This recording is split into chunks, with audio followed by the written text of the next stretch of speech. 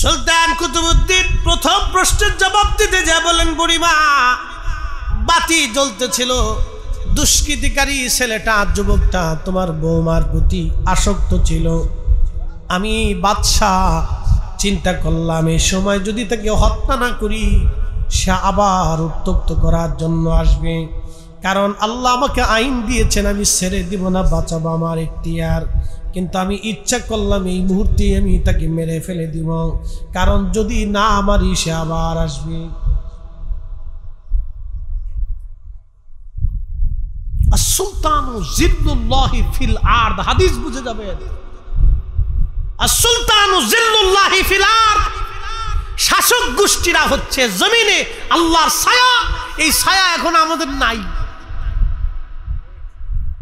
যেটা হয় হেতাই খালি লঙ্কায় চলে যায়,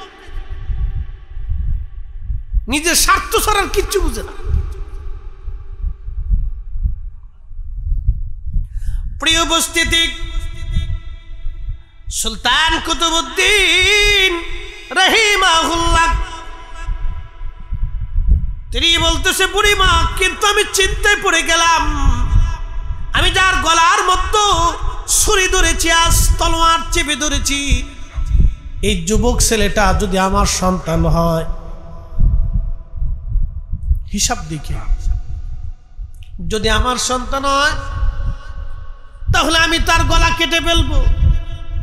আলোর কারণে যদি সন্তানের চেহারা দেখে মায়া লাগে, গলা যদি কেটে না ফেলি তাহলে কিয়ামতের ময়দানে আল্লাহর আদালতে আমি আজ আসামি হয়ে যাব, কারণ বিচারের কাঠগড়ায় আমি সুলতান, সন্তানও চিনি না, বেসন্তানও আমি আজ চিনব না।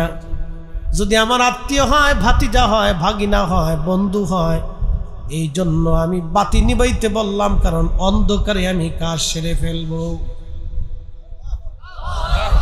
জোরে জোরে জোরে জোরে জোরে এই শুনে যাবেন, মার কোলে সন্তান যেমন নিরাপদ, মুসলমান শাসকদের কোলে ওই রকম অন্য ধর্মের মানুষ নিরাপদ থাকতে হবে, এটা মনে রাখবেন। আর শাসকদের কাছে প্রজারা ওই রকম নিরাপত্তা পাবে।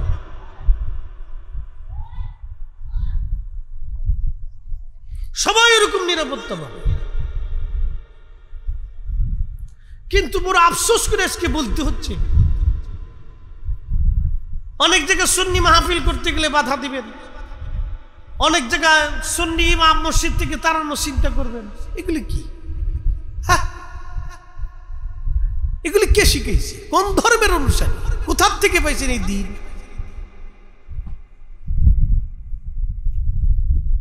প্রিয় উপস্থিতি, হাজিরিন, হাজরাতে কুতুবউদ্দিন কাক, কুতুব সুলতান কুতুবউদ্দিন তিনি বলেন, বুড়িমা আমি গলা কেটে ফেললাম, আপনাকে বাতি জ্বালাইতে বললাম, আপনি বাতি জ্বালাইলেন। 2 নম্বর আমি আলহামদুলিল্লাহ কেন বললাম? কারণ দেহ থেকে মাথা যখন কেটে ফেললাম তখন ওই লোকের চেহারার দিকে আমি তাকায় দেখি, এটা আমার ছেলেও না, আমার ভাতিজাও না, আমার বন্ধু বান্ধব না। আমি আলহামদুলিল্লাহ এই জন্য বললাম, আমার রাজা বাদশার সন্তান হওয়ার পরও তারা এই জুলুমের মধ্যে নাই, এই জুলুম তারা করে না। এই জন্য আমি আল্লাহর শুকর আদায় করলাম যে এই জুলুমের ভিতরে আমার সন্তানাদি কেউ নাই। একবার জোরে বলবেন কি আল্লাহু আকবার। বলে, বাদশা তাহলে আমার বাড়ি থেকে পানি কেন পান করলেন? সুলতান কুতুবউদ্দিন ডেকে বলতেছে, বুড়িমা তুমি আমার রাজ দরবারের সামনে সিংহাসনের সামনে দাঁড়ায় বলছিলা, কুতুবউদ্দিন তুমি যদি আমার বৌমার ইজ্জত না বাঁচাও তাহলে তোমাকে কিয়ামতের ময়দানে আল্লাহর দরবারে তোমার বিরুদ্ধে মামলা করব। বুড়িমারে, যেই দিন তুমি আল্লাহর দরবারে আমার বিরুদ্ধে মামলা করবা, এই কথা শোনার পরে ওইখানে বসে আমি চিন্তা করেছিলাম, আমি এই বুড়িমার বৌমার ইজ্জত না বাঁচানো পর্যন্ত আমি এক পেয়ালা পানিও পান করব না। আজকে কতদিন হলো আমি এক পেয়ালা পানিও পান করি নাই।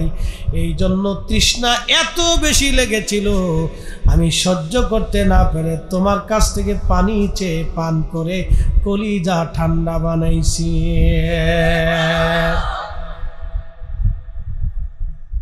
এই জন্য আসুলতানু জিল্লুল্লাহি ফিল আরদি, হাদিসটা আপনি এখান থেকে বুঝে যাবেন।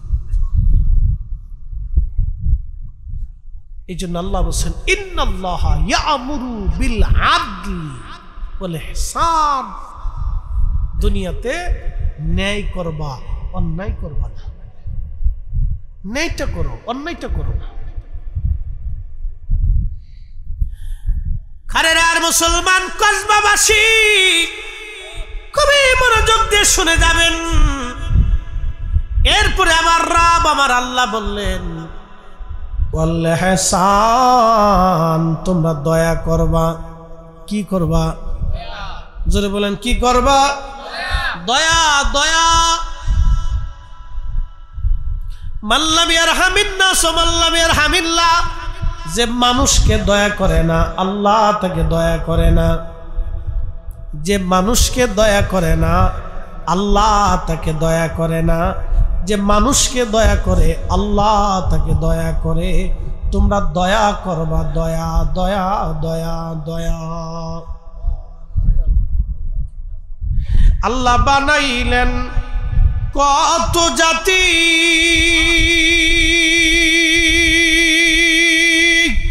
হইল না তার প্রেম প্রীতি, ঠিক কিনা? আল্লাহ বানাইলেন কত জাতি, হইল না তার প্রেম প্রীতি। অবশেষে মানুষ বানায় প্রেমের কারণে, ওরে অবশেষে মানুষ বানায় প্রেমের কারণে। প্রেমের ডুরি বান্ধরে মদিনার শনে, হায়রে প্রেমের ডুরি বান্ধরে মদিনার শনে। আমরা রসুলে করিমের অনুসারী, আমরা কোনো নায়ক নায়িকা কোনো রাজনীতি ব্যক্তিত্বের অনুসারী না। আমরা স্বয়ং রাহমাতুল লিল আলামিনের অনুসারী, যার জীবনে কোনো ভুল নাই, নির্বাক্যে চোখ বুঝে যাকে মানলে কখনো পথভ্রষ্ট হবেন না। তিনি অনলি 1%, সারা পৃথিবীতে শ্রেষ্ঠ, তাম সৃষ্টির মধ্যে তিনি শ্রেষ্ঠ, আল্লাহর পরেই তিনি মর্যাদা বলা, তিনি আমার আপনার নবী। কথা বলেন ঠিক কিনা? কোনো সন্দেহ? আচ্ছা, আল্লাহ রসুলের কথার ভিতরে কোনো সন্দেহ আছে? কারি যখন কোরআন শরীফ পড়ে, কোরআন শরীফ পড়ার পরে কারি সাহেব একটা শব্দ উচ্চারণ করেন, সাদাকাল্লাহুল মাওলানাল আযীম। আল্লাহ সত্য বলেছেন, আল্লাহ যাহা বলেছেন সত্য বলেছেন।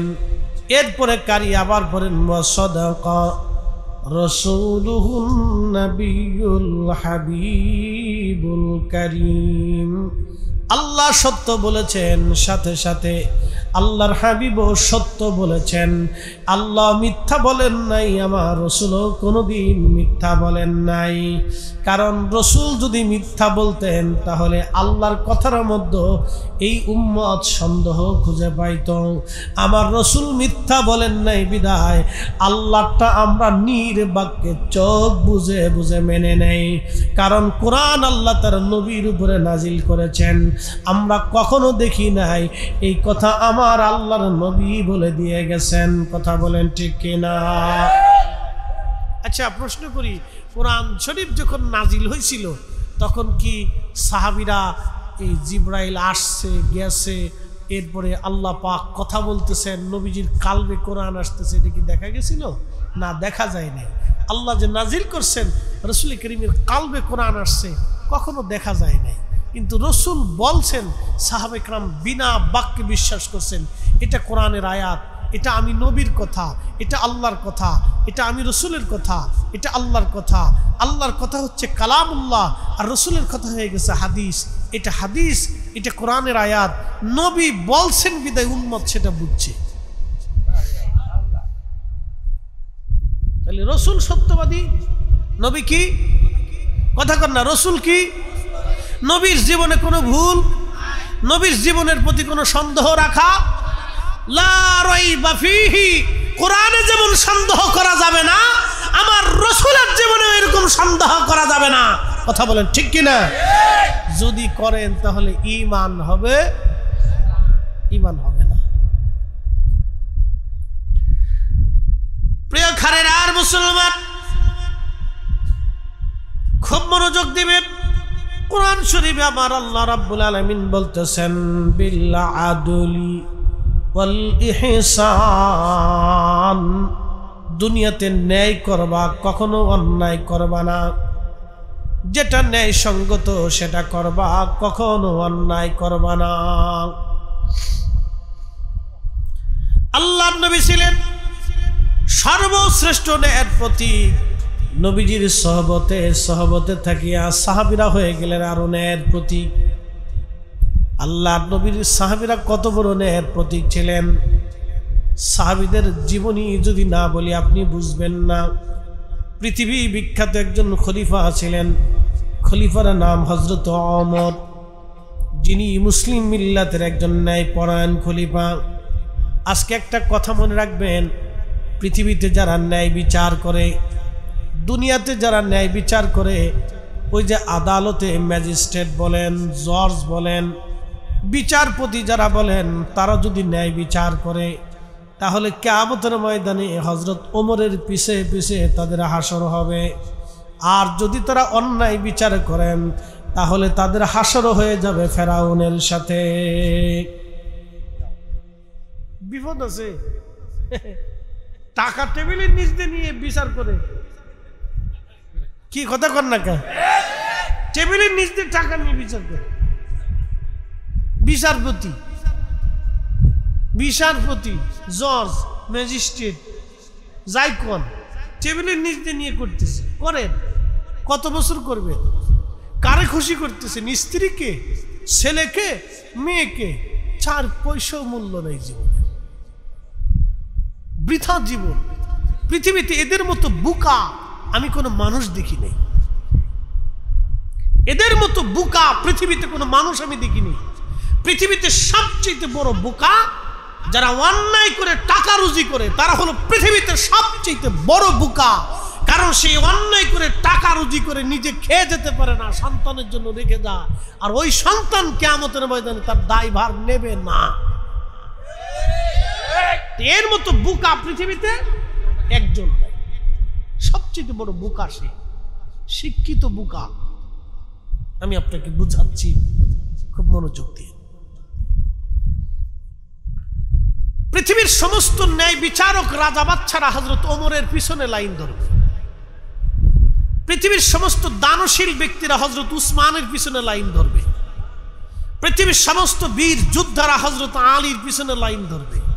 পৃথিবীর সমস্ত শহীদরা হযরত সৈয়দুশ শুহাদা আমির হামজার পিছনে লাইন ধরবে।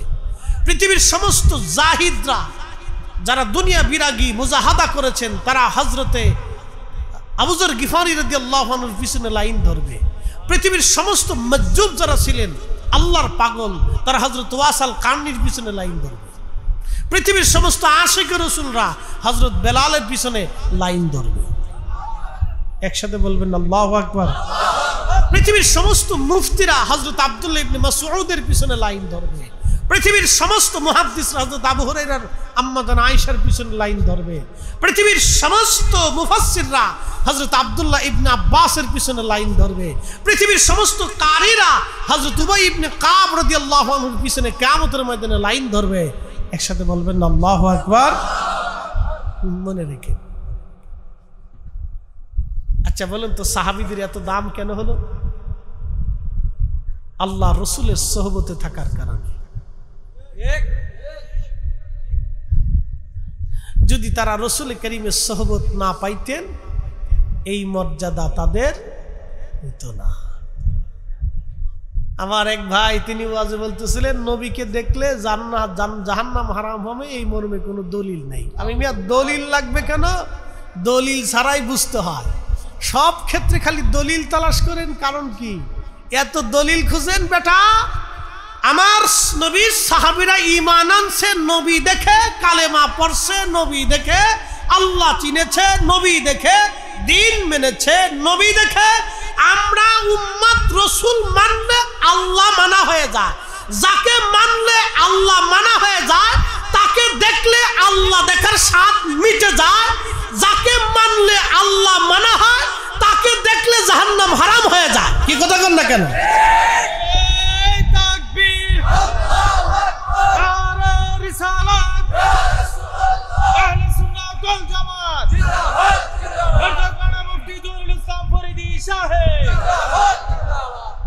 সহজ করে বুঝতে হয়, এটা কঠিন তো কিছু না, কঠিন না। কিন্তু সমস্যা হয়েছে কি জানেন? বেমারি। বেমারি চিনছেননি? অসুস্থ এটা এক ধরনের রোগ। রসুল বিদ্বেষিতা এক ধরনের রোগ। এটা ভয়ঙ্কর রোগ, যে রোগ থেকে হাসরের ময়দানে তাকে মুক্তি দেওয়ার আর কেউ নাই। ভয়ঙ্কর রোগ। প্রিয় উপস্থিতি, খারেরাবাসী, হযরতে ওমর রাদিয়াল্লাহু আনহু তিনি হিমসের একজন শাসক বানাইলেন। তার নাম সাইদ ইবনে আমের রাদিয়াল্লাহু আনহু, যিনি হিমসের প্রশাসক ছিলেন, গভর্নর ছিলেন। হযরত ওমর চিন্তা করলেন, বহুদিন হলো আমি হিমসে যাই না, একটু হিমসে যে ঘুরে দেখে আসি হিমসের জনগণ কেমন আছে। হযরত ওমর রওনা করলেন। সুদূর হিমস প্রদেশে যখন তিনি গেলেন, মসজিদে, সেন্ট্রাল মসজিদে, গভর্নর হাউসে গেলেন। মুসলমানরা নামাজ পড়ার জন্য আসছে।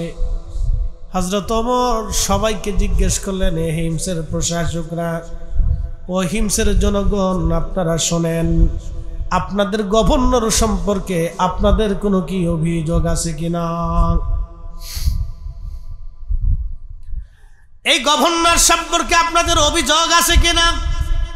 এই যে আপনি দেখেন, এই যে ইসলাম কত সুন্দর জীবন ব্যবস্থা আপনাদেরকে বুঝাই। আচ্ছা, তাহলে একটু জাগার সংকলন হচ্ছে না তো? ওই জায়গা অল্প হয়ে গেছে, আমরা একটু যদি চাপ দিয়ে বসি জানি কষ্ট হবে, বেশি সাফাসাফি করলে জ্বালা। হ্যাঁ, এটা একটা জ্বালা। ঠিক আছে, যদি ডানে বামে জায়গা থাকে একটু, তাহলে লড়াচড়া দিয়ে বসেন। আমি কি করবেন? আমি বলতে পারতেছি না যে আপনি চাপ দিয়ে বসেন। আমি শুধু বলবো একটু লড়াচড়া দিবেন। জিকিরের হালতে লা ইলাহা, জোরে লা ইলাহা, হাকে লা ইলাহা, হাসবি রব্বি জাল্লাল্লাহ মা ফি কলবি গায়। আহা নূর মুহাম্মদ, বলি নূর মুহাম্মদ, করি লা ইলাহা ইল্লাল্লাহ, লা ইলাহা, লা ইলাহা ইল্লাল্লাহ মুহাম্মাদুর রাসূলুল্লাহ সাল্লাল্লাহু আলাইহি ওয়াসাল্লাম। খুব মনোযোগ দিয়ে। হযরত আমিরুল মুমিনিন হিমসে গেলেন। সমস্ত মুসলমানদেরকে গভর্নর হাউসে ডাকলেন, মসজিদে ডাকলেন। হিমসের যিনি গভর্নর তিনি আল্লাহর নবীর সাহাবী সাইদ ইবনে আমের রাদিয়াল্লাহু আনহু। হযরত ওমর সবাইকে ডাক দিয়ে বলেন, হে জনগণ, আমি যে আপনাদের জন্য একজন গভর্নর নিযুক্ত করছিলাম, এই গভর্নর সম্পর্কে আপনাদের মতামত ব্যক্ত করেন। এই গভর্নর সম্পর্কে আপনাদের কোনো অভিযোগ অনুযোগ আছে কিনা বলেন। খুব মনোযোগ দিয়ে। ইসলামী জীবন ব্যবস্থা কেমন ছিল? খোলাফে রাশিদিনের জীবন ব্যবস্থা কেমন ছিল? রাষ্ট্র পরিচালনার পদ্ধতি কেমন ছিল? যা পৃথিবীতে বিরল ছিল। এই জন্য আল্লাহ রসুল বলতেন ফাআলাইকুম বিসুন্নতি, তোমরা আমার সুন্নত দ্বারা পরিচালিত হবে, ওয়া সুন্নাতিল খুলাফায়ে রাশিদিন আল মাহদি, আমার পরে আমার খুলাফায়ে রাশিদিনের মাধ্যম দিয়ে পরিচালিত হবে। একসাথে বলা যাবে আল্লাহু আকবার। তো সেই খুলাফায়ে রাশিদিনের রাষ্ট্র পরিচালনার পদ্ধতি কেমন ছিল আমি আপনাদেরকে বুঝাই। গভর্নর কেমন, সমস্ত জনগণকে ডাক দেওয়া হলো। খলিফা জিজ্ঞেস করলেন, এ জনগণ, তোমরা ওপেনলি নির্ভয়ে এই গভর্নর সম্পর্কে তোমাদের অভিমত ব্যক্ত করো, তোমাদের কি কোনো অভিযোগ আছে? লোকেরা বলল, হ্যাঁ, এই গভর্নর সম্পর্কে আমাদের অভিযোগ আছে। আচ্ছা আপনারা বলেন,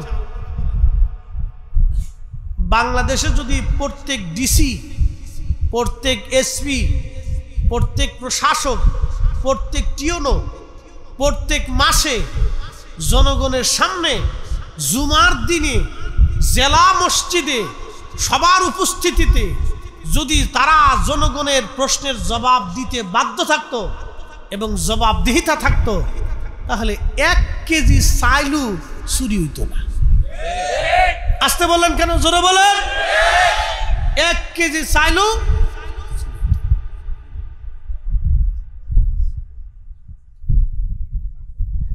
এই পদ্ধতি কি আমাদের না খুলাফায়ে রাশিদিনের? খুলাফায়ে রাশিদিনের। এই জন্য আপনাদেরকে বুঝাই দিয়ে যাচ্ছি তারা কেমন ছিলেন। হযরত ওমর রাদিয়াল্লাহু আনহু জিজ্ঞেস করলেন, হে জনগণ, তোমরা বলো খলিফাই গভর্নর সম্পর্কে তোমাদের মতামত কি? লোকেরা বলল, আমিরুল মুমিনিন, 1 নম্বর অভিযোগ হলো আমাদের যিনি গভর্নর আছেন তিনি প্রত্যেক দিন সকালবেলা দেরি করে অফিসে আসেন, অর্থাৎ কার্যালয়ে তিনি আসেন সকালবেলা দেরি করে। আসার কথা 9টায়, তিনি আসেন 10টায়। কারণ কি? আমরা এই কারণ সর্বপ্রথম জানতে চাই। চাইল চুরি করছে তা কিন্তু না, দেরি করে আইছে, দেরি করে আসছে। আপনি চিন্তা করেন তো, জবাবদিহিতা ইসলামী কত চমৎকার ছিল। খলিফা নিজে উপস্থিত, তাও একজন গভর্নর, তিনি রাসূল করিমের সাহাবী, যিনি খলিফা তিনিও সাহাবী, তিনি দুনিয়ার থেকে জান্নাতের সার্টিফিকেট নিয়েছেন। আর যিনি সাহাবী, যিনি গভর্নর, তিনার সম্পর্কে আল্লাহ বলেছেন রাদিয়াল্লাহু আনহুম ওয়া রাদু আন, আমি আল্লাহ তাদের উপরে খুশি, তারাও আমি আল্লাহর উপরে খুশি। কেন? যালিকা লিমান খাশিয়া রাব্বা, তারা আমি আল্লাহকে ভয় করত। আমি আপনাকে বুঝাচ্ছি, একটু সুস্থ মস্তিষ্ক দিয়ে বুঝবেন। হযরত ওমর জিজ্ঞেস করলেন, কি অভিযোগ? বলে, হুজুর সকালবেলা দেরি করে অফিসে আসে। গভর্নর হাউসে কার্যালয়ে সকালবেলা দেরি করে আসে, কি জন্য আসে জবাব দিতে বলেন। হযরত ওমর বললেন, সাইদ ইবনে আমির, আপনি জবাব দেন, কারণ আপনি আল্লাহর নবীর সাহাবী, আপনি কেন দেরি করে আসেন?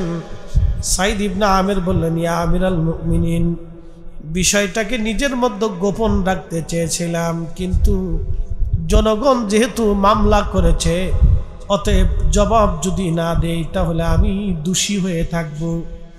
হুজুর, আপনি জানেন গভর্নরই কোনো ভাতা আমি মাসে নেই না, বাইতুল মাল থেকে সামান্য পরিমাণ খরচ আমাকে দেওয়া হয়। এই সামান্য খরচ দিয়ে আমার সংসার মোটেও চলে না। আমার কাজের কোনো লোক নাই যে আমার ঘরে কাজ করে দিবে। আমি নিজে নিজে রুটি বানাই, নিজে নিজে রান্না বান্না করি, নিজে নিজে ঘরের কাজ করি। এই কাজ সেরে গভর্নর হাউসে আসতে আমার দেরি হয়ে যায়। জোরে জোরে জোরে জোরে জোরে, আরো জোরে, আরো জোরে। আর ড্রাইভারের কোটি কোটি টাকা।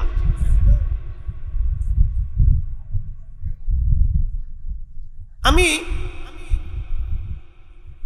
এই 4-5 মাস আগে ঢাকাতে একজন জমি যারা জমি বিক্রি করে ওনার এক অফিসে বসে বসে ভদ্রলোকের। তো এমন সময় এক ভদ্রলোক আসছে, মাথায় টুপি, মুখে দাড়ি, গায়ে পাঞ্জাবি। তো আসার পরে সে 60 কোটি টাকা দিয়ে জমি বায়না করছে, অর্থাৎ 60 কোটি টাকার জমি কিনবে, কয়েক কোটি টাকা বায়না করতেছে, এরকম একটা স্টাম্প হচ্ছে আর কি। কত কোটি টাকা? 60 কোটি। আমার দিকে তাকান, বুঝে যায় 60 কোটি টাকা, এটা 2-1 টাকা না। তো বাইরে টাকা দিয়ে চলে গেছে। আমার ভদ্রলোক চাকা হইতেছে, বললো হুজুর এই লোকরে কি চিনেন আপনি? আমাকে না। হুজুর উনি হচ্ছে ঢাকা দক্ষিণের ওয়াসার ইঞ্জিনিয়ার। আমি বললাম মাসে বেতন কত? 50, 60, 70 সব মিলিয়ে 1 লক্ষ হবে। তাহলে বছরে কামাই কত? বলে 12 লক্ষ। বললাম ফ্যামিলির সংসারে খরচা আছে কত? বলে 6 লক্ষ ধরেন। তাহলে থাকে কত? বলে 6 লক্ষ। তো বছরে যদি 6 লক্ষ হয় তাহলে 60 কোটি টাকা হলে কত বছর লাগে? জিন্দিগি ফাঁকি দিয়ে চলে গেছে। কথা ঠিক কিনা? কিন্তু সে জমি কিনতে আসছে 60 কোটি। বাকি টাকা কে দিল? আজরাইল না জিবরাইল আলাইহিস সালাম? কেউ দেয় নাই। এই বাকি টাকাগুলি সব আমাদের টাকা। এই জন্য ঢাকা শহরের বাথরুম এক কোণায় দিয়ে বের হয়ে আসে, আর এক কোণায় দিয়ে পেশাবের গন্ধ, আর এক দিক দিয়ে মশা ঢুকে, আর এক দিক দিয়ে পানি বাদলে বাইরেই থাকে। কারণটা কি? কারণ হলো এই ইঞ্জিনিয়াররা যেটা বরাদ্দ হয় সেটা চুরি করিয়া, সাবার করিয়া জমি কিনে জনগণেরটা ঠিক মতো বুঝায় না। যদি জবাবদিহিতা থাকতো, কারে বাপের ক্ষমতা ছিল না 1 টাকা ডাইন বাম করবে। কথা বলেন ঠিক না বেটা? খোলাফায়ে রাশিদিনের চরিত্র। ইসলাম কি আধুনিক ছিল সেই দিনও। আপনি শুনলে গা শিহরে উঠবে যে ইসলাম সেই দিনও কি আধুনিক ছিল, যা এমন ভাবে শিখিয়ে গেছে কিয়ামত পর্যন্ত যদি চলমান থাকে, তাহলে ইসলামের সেই জিন্দেগি ব্যবস্থাটা এত সুন্দর ছিল যে কিয়ামত পর্যন্ত মানুষ নিশ্চিন্তে দরজা খুলে ঘুমাইতে থাকবে, চোর ঢোকার সাহস পাবে না।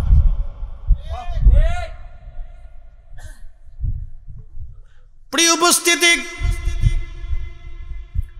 হযরতে সাঈদ ইবনে আমির বলেন, আমিরুল মুমিনিন,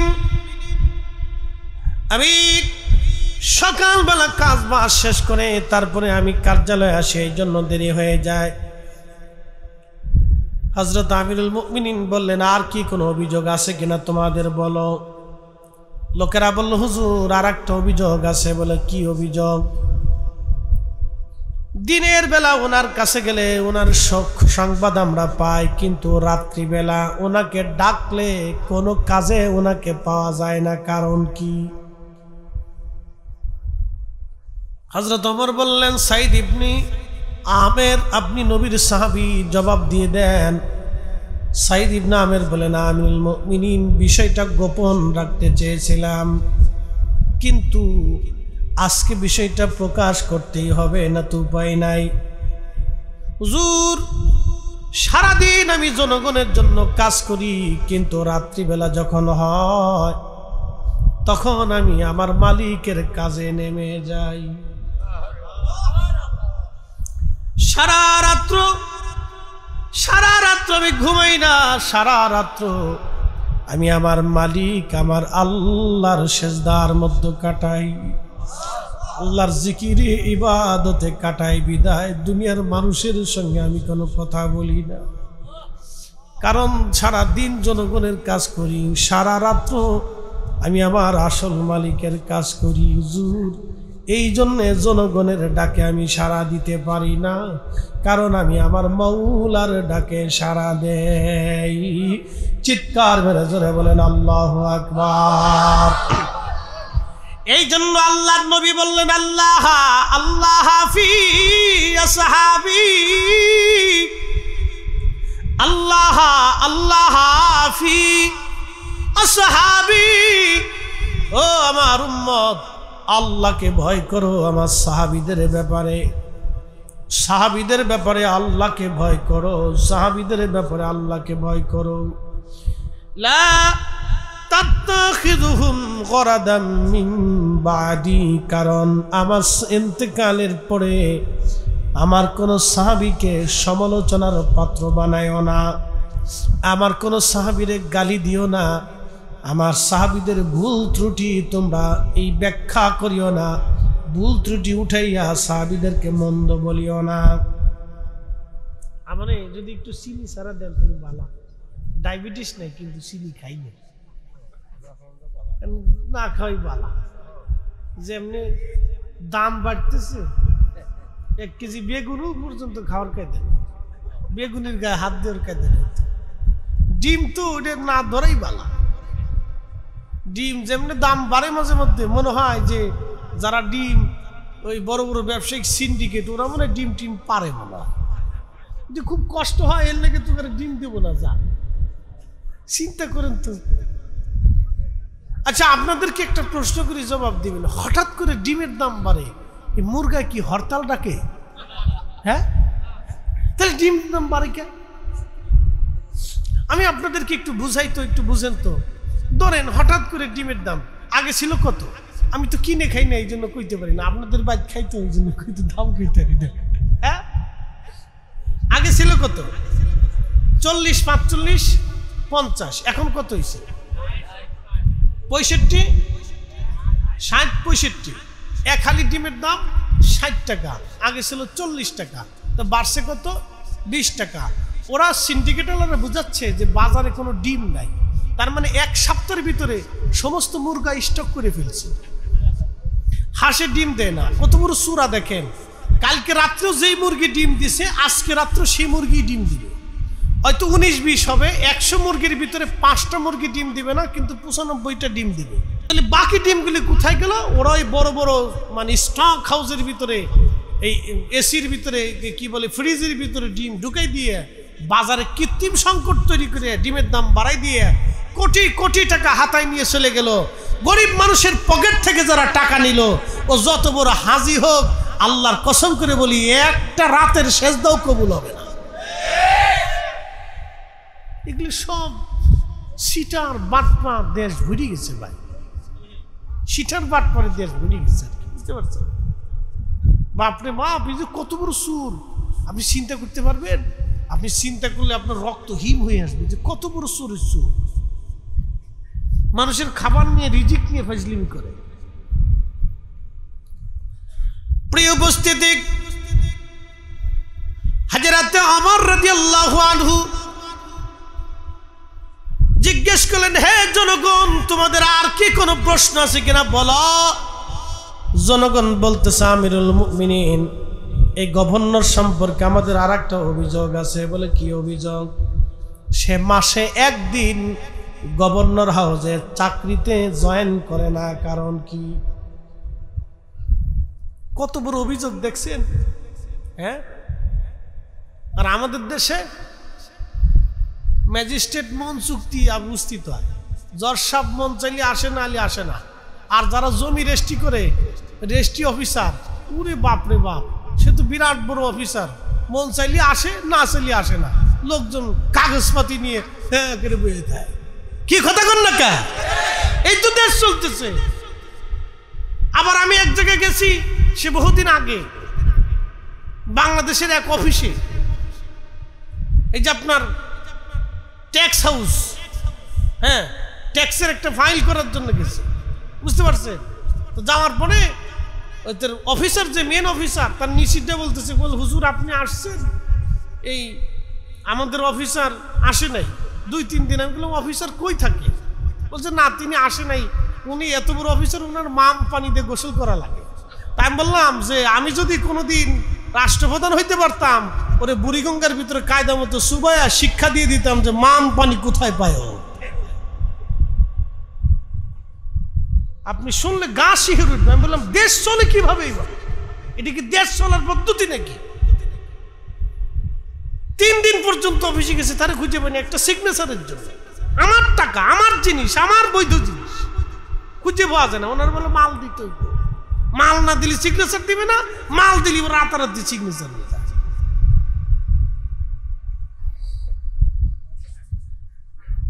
প্রিয় উপস্থিতি, সাইদ ইবনে আমির রাদিয়াল্লাহু আনহু কি চমৎকার করে তিনি বলতেছিলেন, আমিরুল মুমিনিন, বিষয়টা গোপন রাখতে চেয়েছিলাম, কিন্তু আজ প্রকাশ করাই লাগবে। মাসে একদিন আমি আসি না, আপনি জানেন কোনো বেতন আমি নেই না, শুধু বাইতুল মাল থেকে কোনো রকম খাবার খরচা আসে। হুজুর, আমার মাত্র একটাই জুব্বা আছে, এছাড়া আর কোনো জুব্বা আমার নাই। একসাথে বলেন আল্লাহু আকবার, আরো জোরে বলেন আল্লাহু আকবার, আল্লাহু আকবার। আল্লাহর নবী বলছেন খেলাফাতুস সালাসুনা সানা, খেলাফত পৃথিবীতে 30 বছর থাকবে, এরপর আর এই খেলাফত আসবে না। এখন আপনি শুধু স্বপ্ন দেখবেন, কিন্তু বাস্তবায়ন হবে না। এই লোক কার পাওয়া যাবে না। পৃথিবীর মাটি খুঁজলেও কি একজন সাহাবীর মতো মানুষ পাবেন?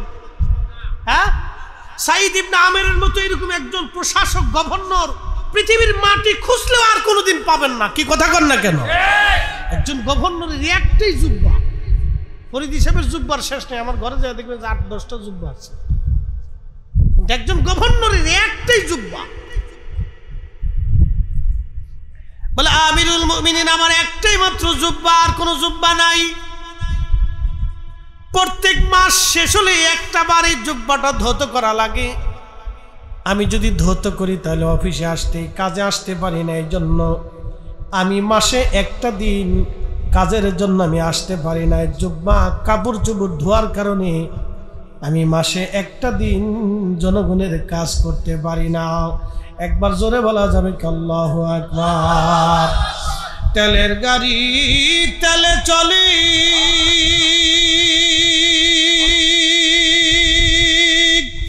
হাওয়ার গাড়ি হাওয়ায় উড়ে, বিনা তেলে চালায় গাড়ি নবী সুলাইমান। আমরা সেই মুসলমান, আমরা সেই মুসলমান।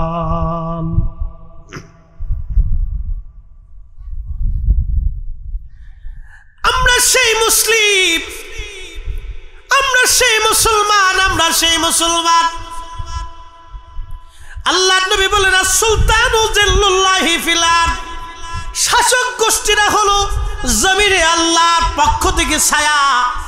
আল্লাহ যেমন সব মানুষকে ছায়া দেয়, সূর্যের আলো আল্লাহ দেয়, হিন্দুকেও আল্লাহ আলো দেয়, বৌদ্ধরেও আলো দেয়, খ্রিস্টানরাও আলো দেয়।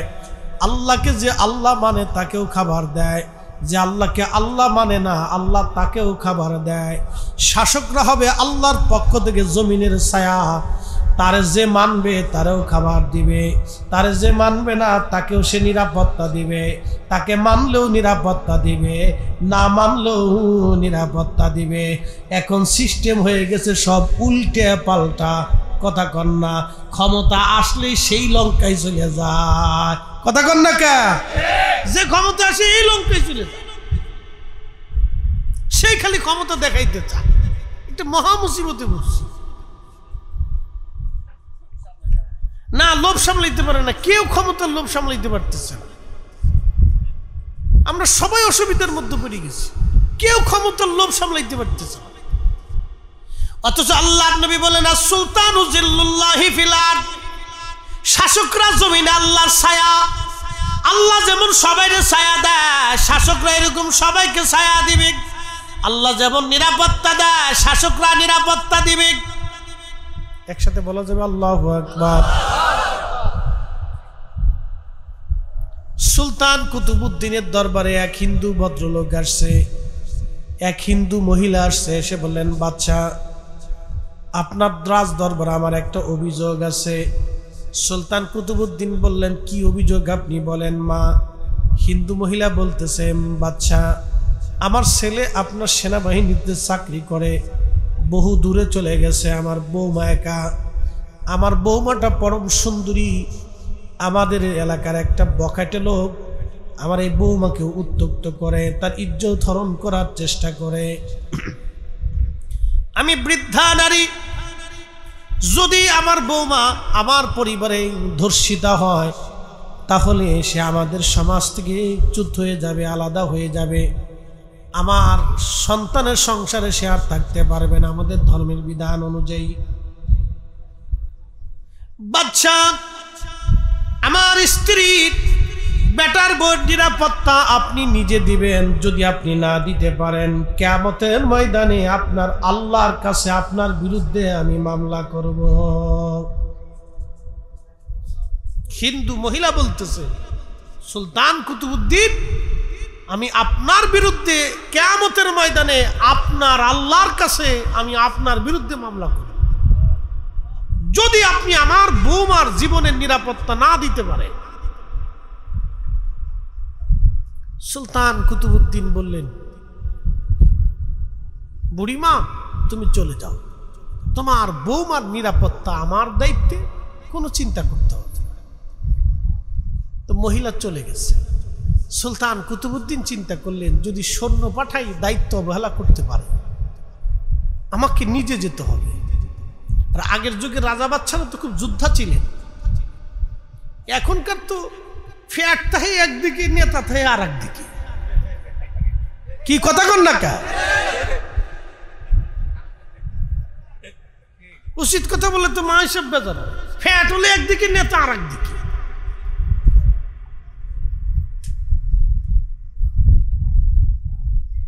খুব মনোযোগ দিয়ে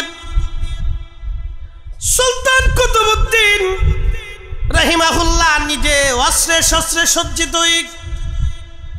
রাত্রিবেলা তিনি ওই হিন্দু ভদ্র মহিলার বাড়িতে যে চুপচাপ বসে আছেন গোপন স্থানে।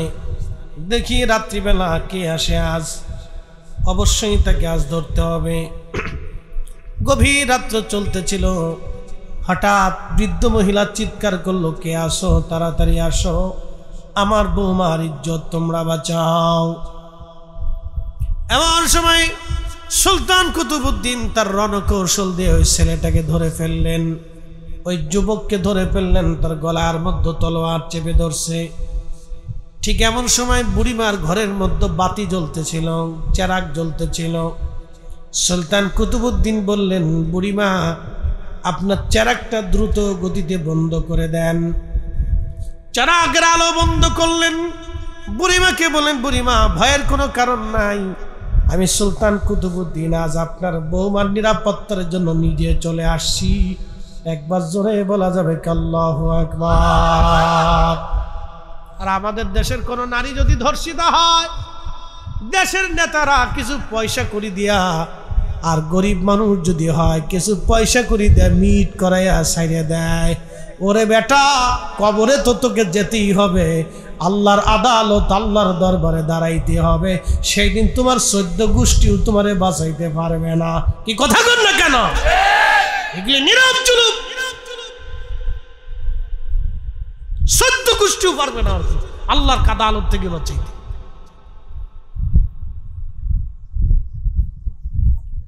সুলতান কুতুবউদ্দিন ডাক দিয়ে বলেন, বুড়িমা চেরাগ বন্ধ করা। চেরাগ বন্ধ করে দেওয়া হলো। কিছু সময় পরে সুলতান কুতুবউদ্দিন আবার বলেন, বুড়িমা চেরাগ আবার জ্বালাও। চেরাগ জ্বালানো হলো। সুলতান কুতুবউদ্দিন ওই যুবকের দেহ থেকে মাথা বিচ্ছিন্ন করে ফেললেন তলোয়ার দিয়ে কেটে। মাথার চেহারার দিকে থেকে সুলতান কুতুবউদ্দিন বলেন আলহামদুলিল্লাহ। যখন আলহামদুলিল্লাহ বললেন, এরপরে বললেন, বুড়িমা তাড়াতাড়ি করে আমাকে 1 গ্লাস পানি পান করাও। মহিলা দ্রুত গতিতে 1 পেয়ালা পানি আনলেন। সুলতান কুতুবউদ্দিন পানি পান করলেন। ফিরে চলে আসবেন এমন সময় মহিলা, হিন্দু ভদ্র মহিলা বলতেছিল, সুলতান আজকে 3টা প্রশ্নের জবাব না দিয়ে গেলে আমি আমার বাড়ি থেকে আপনাকে যেতে দেব না। বলে, মা কি প্রশ্ন তুমি বলো। মহিলা ডাক দিয়ে বলতেছে, সুলতান প্রথম প্রশ্ন, আপনি কেন আমাকে বাতি নিভাইতে বললেন? 2 নম্বর প্রশ্ন, বাতি জ্বালানোর পরে আলহামদুলিল্লাহ কেন বললেন? 3 নম্বর প্রশ্ন, আমি হিন্দু হওয়ার পরও আমার বাড়িতে আপনি কেন পানি পান করলেন?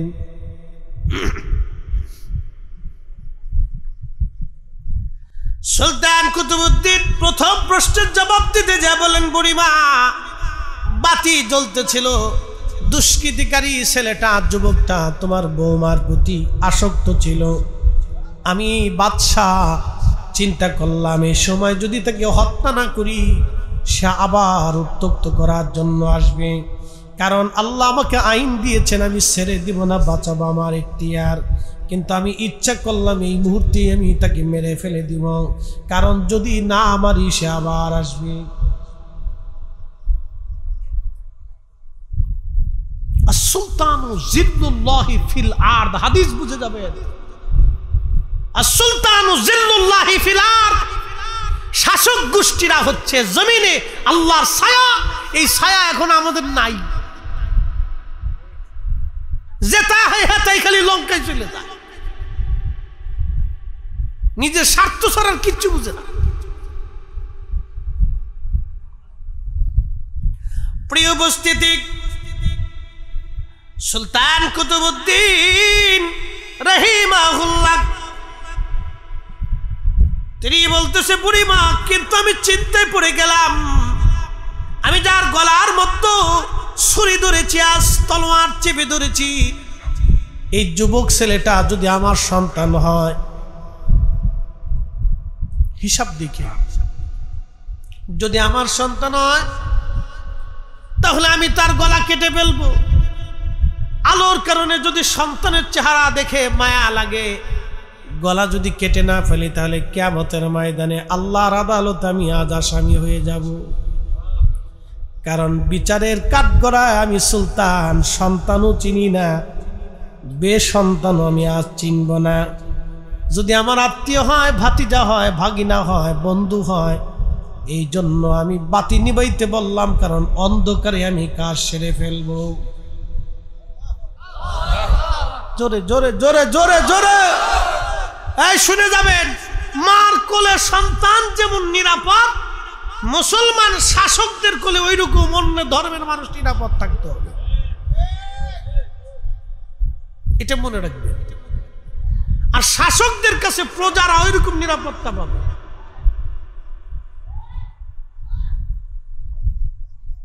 সবাই এরকম নিরাপত্তা পাবে।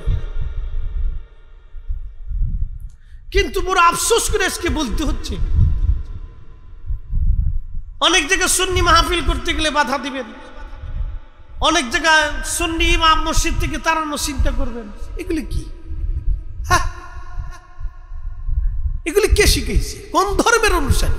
কোথা থেকে পাইছেন এই দিন?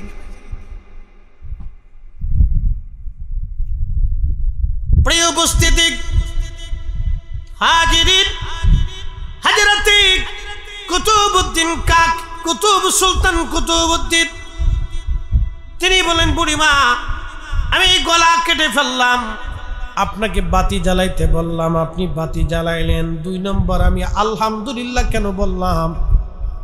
কারণ দেহ থেকে মাথা যখন কেটে ফেললাম তখন ওই লোকের চেহারার দিকে আমি তাকায় দেখি এটা আমার ছেলেও না, আমার ভাতিজাও না, আমার বন্ধু বান্ধব না। আমি আলহামদুলিল্লাহ এই জন্য বললাম, আমার রাজা বাদশার সন্তান হওয়ার পরও তারা এই জুলুমের মধ্যে নাই, এই জুলুম তারা করে না। এই জন্য আমি আল্লাহর শুকর আদায় করলাম যে এই জুলুমের ভিতরে আমার সন্তানাদি কেউ নাই। একবার জোরে বলবেন কি আল্লাহু আকবার। বলে, বাদশা তাহলে আমার বাড়ি থেকে পানি কেন পান করলেন? সুলতান কুতুবউদ্দিন ডেকে বলতেছে, বুড়িমা তুমি আমার রাজ দরবারের সামনে সিংহাসনের সামনে দাঁড়ায় বলছিলা, কুতুবউদ্দিন তুমি যদি আমার বৌমার ইজ্জত না বাঁচাও তাহলে তোমাকে কিয়ামতের ময়দানে আল্লাহর দরবারে তোমার বিরুদ্ধে মামলা করব। বুড়িমারে, যেই দিন তুমি আল্লাহর দরবারে আমার বিরুদ্ধে মামলা করবা, এই কথা শোনার পরে ওইখানে বসে আমি চিন্তা করেছিলাম, আমি এই বুড়িমার বৌমার ইজ্জত না বাঁচানো পর্যন্ত আমি এক পেয়ালা পানিও পান করব না। আজকে কতদিন হলো আমি এক পেয়ালা পানিও পান করি নাই। এই জন্য তৃষ্ণা এত বেশি লেগেছিল, আমি সহ্য করতে না পেরে তোমার কাছ থেকে পানি চেয়ে পান করে কলিজা ঠান্ডা বানাইছি।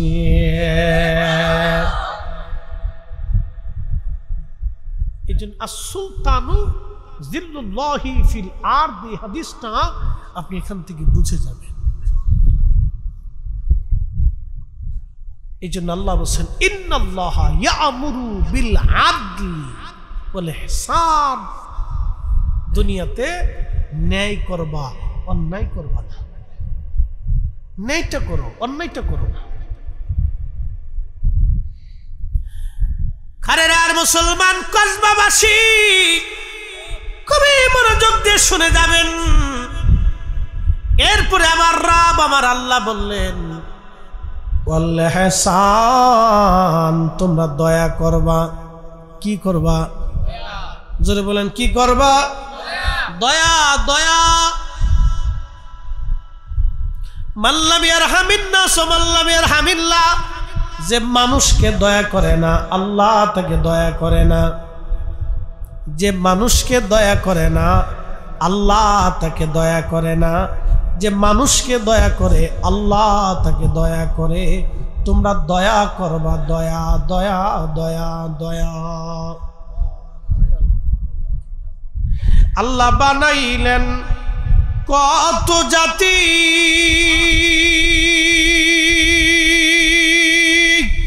হইল না তার প্রেম প্রীতি, ঠিক কিনা? আল্লাহ বানাইলেন কত জাতি, হইল না তার প্রেম প্রীতি। অবশেষে মানুষ বানায় প্রেমের কারণে, ওরে অবশেষে মানুষ বানায় প্রেমের কারণে। প্রেমের ডুরি বান্ধরে মদিনার শনে, হায়রে প্রেমের ডুরি বান্ধরে মদিনার শনে। এই ভালোবাসাটাকে আল্লাহ 100 ভাগে ভাগ করলেন। যদি পৃথিবীতে দয়া না থাকতো, ভালোবাসা না থাকতো, পৃথিবী ধ্বংস হয়ে যাইত। আপনি যদি দেখবেন একটা কুত্তারও যদি দয়া করেন, এই কুত্তা আপনার পিছু ছাড়বে না। আপনি যদি একটা বাঘেরে দয়া করেন, একটা বাঘের বাচ্চা নিয়ে আসবেন, পালতে পালতে আদর করতে করতেও বড় হবে, ও সবাইরে কামড়াবে কিন্তু আপনাকে কামড়াবে না। এ বন্ধু, একটা হিংস্র প্রাণী হায়েনা, এই হায়েনা বড় হিংস্র প্রাণী, এটা বাঘের চাইতেও হিংস্র। আপনি যদি এর ছোট্টকালে ধরে নিয়ে আসেন, লালন পালন করেন, ও সবাইরে কামড়াবে কিন্তু আপনারে কামড়াবে না। এটার নাম ভালোবাসা। আল্লাহর নবী বললেন ভালোবাসা দয়াটাকে আমার রব 100 ভাগে ভাগ করলেন। 100 ভাগে ভাগ করার পরে আমার আল্লাহ 99 প্রকার 99 ভাগ ভালোবাসা আল্লাহ নিজের কাছে রেখে দিলেন। 1 ভাগ ভালোবাসা আমার আল্লাহ তামাম সৃষ্টির মধ্যে বন্টন করে দিলেন। তামাম সৃষ্টির মধ্যে 1 ভাগ ভালোবাসা আল্লাহ বন্টন করে দিলেন। আল্লাহ নবী ডাক দিয়ে বললেন, সাহাবীরা একটা সুসংবাদ শুনিয়ে নাও, ওই 99 ভাগ দয়া ভালোবাসা দি আমার আল্লাহ কিয়ামতের ময়দানে আমাদের বিচার আল্লাহ করবে। না না, আরো জোরে জোরে জোরে জোরে জোরে, আরো জোরে। কত ভাগ? 99। জোরে বলেন কত ভাগ? আরো জোরে। জোর হয় না কেন? জোরসে বলো। 99 ভাগ দয়া দিয়ে আল্লাহ বিচার করবে। এই জন্য আল্লাহর একটা নাম হলো আর রাহমানির রাহিম,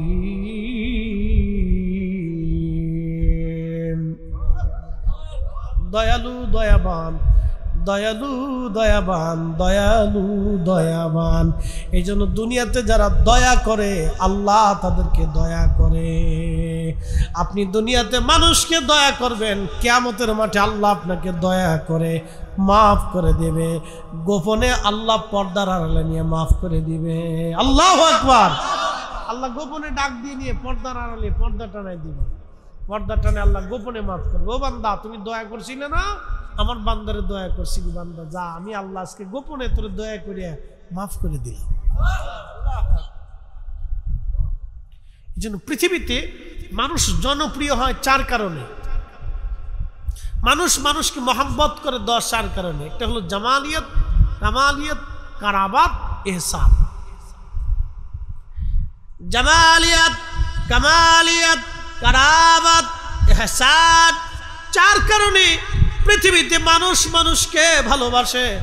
1 নম্বর সৌন্দর্য। চেহারা যদি সুন্দর হয়, দেখবেন ছোট্ট বিড়ালের বাচ্চা দেখতে খুবই সুন্দর লাগে, মালিক তারে কোলে করে নিয়ে সারা গ্রাম বেড়ে ঘুরে বেড়ায়, ঠিক কিনা? গরুর বাচ্চা, একটা গরু তার বাচ্চা হয়েছে, দেখতে খুব সুন্দর, মালিকের কাছে খুব মজা লাগে। এটার গলার মধ্যে ঘুরঘুরি টানাই দেয়, ঝুনঝুনি। ঝুনঝুনি আমাদের ফরিদপুরে বলে ঘুরঘুরি, আপনাদের দেশে কি বলে? ঝুনঝুনি। গঙ্গুর, হুজুর ঠিক হয়েছে, গঙ্গুর। আমাদের দেশে বলে ঘুরঘুরি আর কি। গঙ্গুর, ঘুরঘুরি, ঝুনঝুনি যাই বলে, এটা একটা গলার মধ্যে সুন্দর একটা রশি দিয়ে, খুব কালারাল একটা রশি দিয়ে গলার মধ্যে টানে দাও, দরদরি করে লাফালাফি করে ঝুনঝুন ঝুনঝুন করে, মালিকের কাছে খুব ভালো লাগে। ছোট্ট কালে দেখতে খুব সুন্দর দেখা যায়।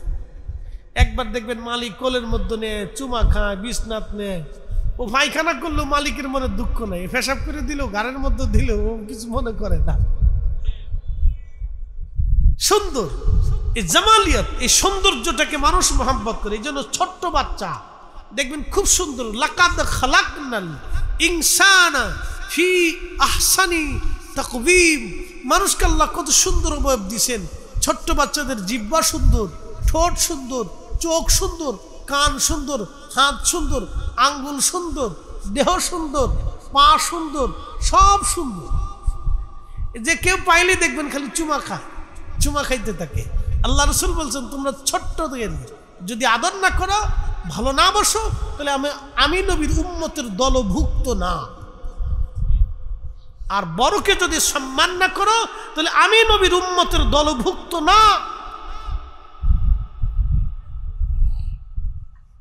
এটার নাম হচ্ছে জামালিয়াত, সৌন্দর্যের কারণে। ইউসুফ আলাইহিস সালাতু ওয়াস সালামের জন্য মিশরের নারীরা পাগল ছিল, জুলাইখা পাগল ছিল সৌন্দর্যের জন্য। এই জন্য নারীরা সুন্দর হয়। এই জন্য আল্লাহ রসুল বললেন, নারীদের মাথা থেকে পা পর্যন্ত বুরকা দিয়ে ঢাইকে দাও। সুবহানাল্লাহকে আসতে হবে না জোরে হবে? আচ্ছা, পুরুষরা ঢাকতে করলো না কে? পুরুষের চোখ আছে, নারীর চোখ নাই, কথা কন না কে? তো পুরুষরে ঢাকতে করলো না, নারীরে ঢাকতে করলো, কারণ কি?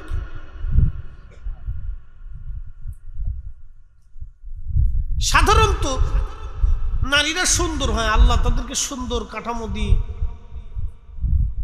দেয়। আর পুরুষরা নারীদের প্রতি আগে আকর্ষিত হয়, নারীরা পুরুষের প্রতি আগে আকর্ষিত হয় না। এই মাসালাটা মনে রাখবেন। বলে হুজুর দোষ কার?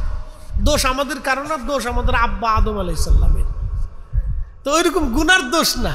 আব্বাই প্রথমে আম্মাজানরে দেখিয়ে গুণটা উঁচু করতে গেছে, দেখি এটা কেমন সুন্দরী তো দেয়া যায়। আল্লাহকে থামো, অপেক্ষা করো। বলে আল্লাহ কি তা? বলে কাজ আছে, বিয়ে পড়াইতে। বিয়ে আবার কি? তুমি বুঝবা না, ফেরেশতা যাইতেছে, বিয়ে হইব। একসাথে বলবেন না আল্লাহু আকবার। ওই যে আব্বাজান প্রথম দেখতে গেছে, এটা কেডা? দেখি এটা কেডা? সুন্দরী তো। তা আব্বাই যে দেখতে গেছে, এই জন্য পুরুষ মানুষ নারী মানুষ দেখলে খালি খুশি দেয়। এই জন্য আল্লাহ বলছেন, এটা মাথার থেকে পা পর্যন্ত ঢেকে দাও। একসাথে কইলেন আল্লাহু আকবার। মাথার থেকে পা পর্যন্ত ঢেকে দাও, শেষ। দেখবেও না, ভুগবেও না।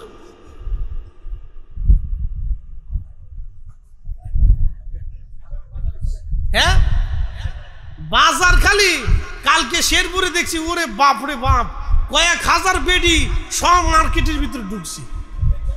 উস্কা ফুসকা টুসকা, এই যে সেই যে আগর ডিম, ঘোড়ার ডিম, বড় ডিম যা আছে, ওই যে ওই পাশে আপনাদের কসমা আসার সময় বাম পাশে কি একটা যেন আছে, হ্যাঁ মেলা না কি আছে ঘোড়ার ডিম, এর ভিতরে যাইয়া কাঠের গড় না কি সোনের গড়, এর ভিতরে যাই উস্কা খায় ফুসকা খায়। কি কথা কন না কা? বিরাট মার্কেট, ফুসকা লাগার বিরাট ব্যবসা। আপনি যাই খোঁজ খবর নিয়ে দেন, কারো ব্যবসা না থাকলে ওকার ব্যবসা আছে। চটপটের ফুসকার বিরাট ব্যবসা। আল্লাহু আকবার। আমরা যদি দিন মেনে চলতাম তাহলে আমাদের সুখ থাকতো। মাথার থেকে পা পর্যন্ত ঢেকে দিত। একসাথে বলবেন না মারহাবা। অন্ত বুরকা তো হয়েছে না, বুরকা সুরকা টুরকা, কোনো সিস্টেম নাই। বুরকা পরে না, এটা স্টাইল করে কি করে আল্লাহ জানে। ডিজাইন, হ্যাঁ নতুন ডিজাইন হয়েছে, স্টাইল হয়েছে। বোরকা মাথার থেকে পা পর্যন্ত ঢেকে দিত, ঢিলে ঢোলা দিয়ে ঢেকে দিতে হবে। সুন্নতি বোরকা পরতে হবে, এটা মনে রাখতে হবে। আপনাদের মেয়ের সন্তান ছোটকাল থেকে এগুলি পর্দার ভিতরে শিখাইতে হবে। শোনেন, পর্দা শিখাইতে হবে, পর্দা শিখাইতে হবে। পর্দা না শিখাইলে ও শিখবে না। ছোটকাল থেকে একটা বাচ্চা পরিবেশে বড় হয়ে ওঠে। বস্তির ভিতরে বাচ্চারা বড় হয় না, কিন্তু আপনি যা 2 দিন বস্তির মধ্যে থাকতে পারবেন না, এটা পরিবেশ। কিন্তু ওই বস্তির ভিতরেই বাচ্চারা বড় হচ্ছে। ওই যে পথ শিশু দেখবেন, ওরা রাস্তাঘাটে ঘুমায়, ওরা ওইভাবে বড় হয়। শীত গ্রীষ্ম বর্ষা শীত ওইভাবে বড় হয়, ওই পরিবেশেও বড় হচ্ছে। কিন্তু আপনার বাচ্চা 2 দিন থাকলে এটা অসুস্থ হয়ে যাবে। পরিবেশ, এই জন্য ইসলামী পরিবেশে বাচ্চাদেরকে বড় করে তুলতে হয়।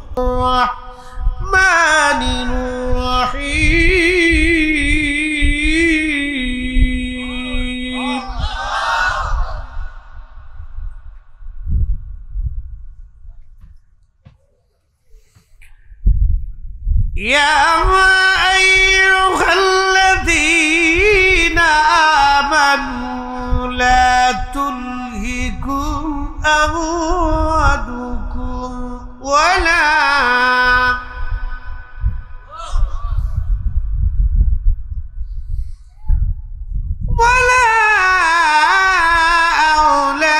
أولادكم عن ذكر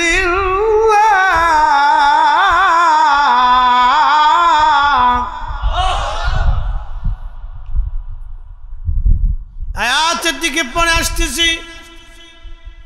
4 কারণ জামালিয়াত কামালিয়াত কারাবাত এহসান বলে দিয়ে যাই।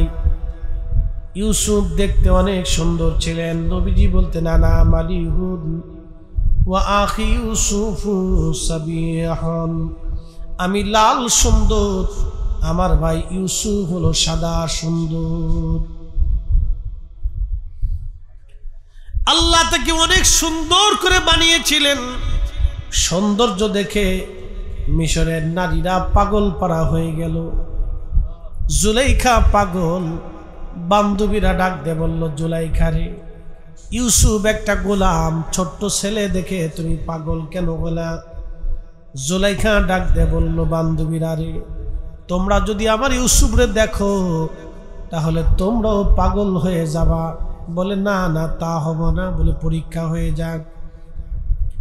আল্লাহর নবী ইউসুফ আলাইহিস সালাতু ওয়াস সালামকে এক পাশে রাখা হলো পর্দার আড়ালে। জুলাইখা বান্ধবীদের হাতে কমলা লেবু দিয়ে দিলেন, একটা করে ছুরি দিয়ে দিলেন।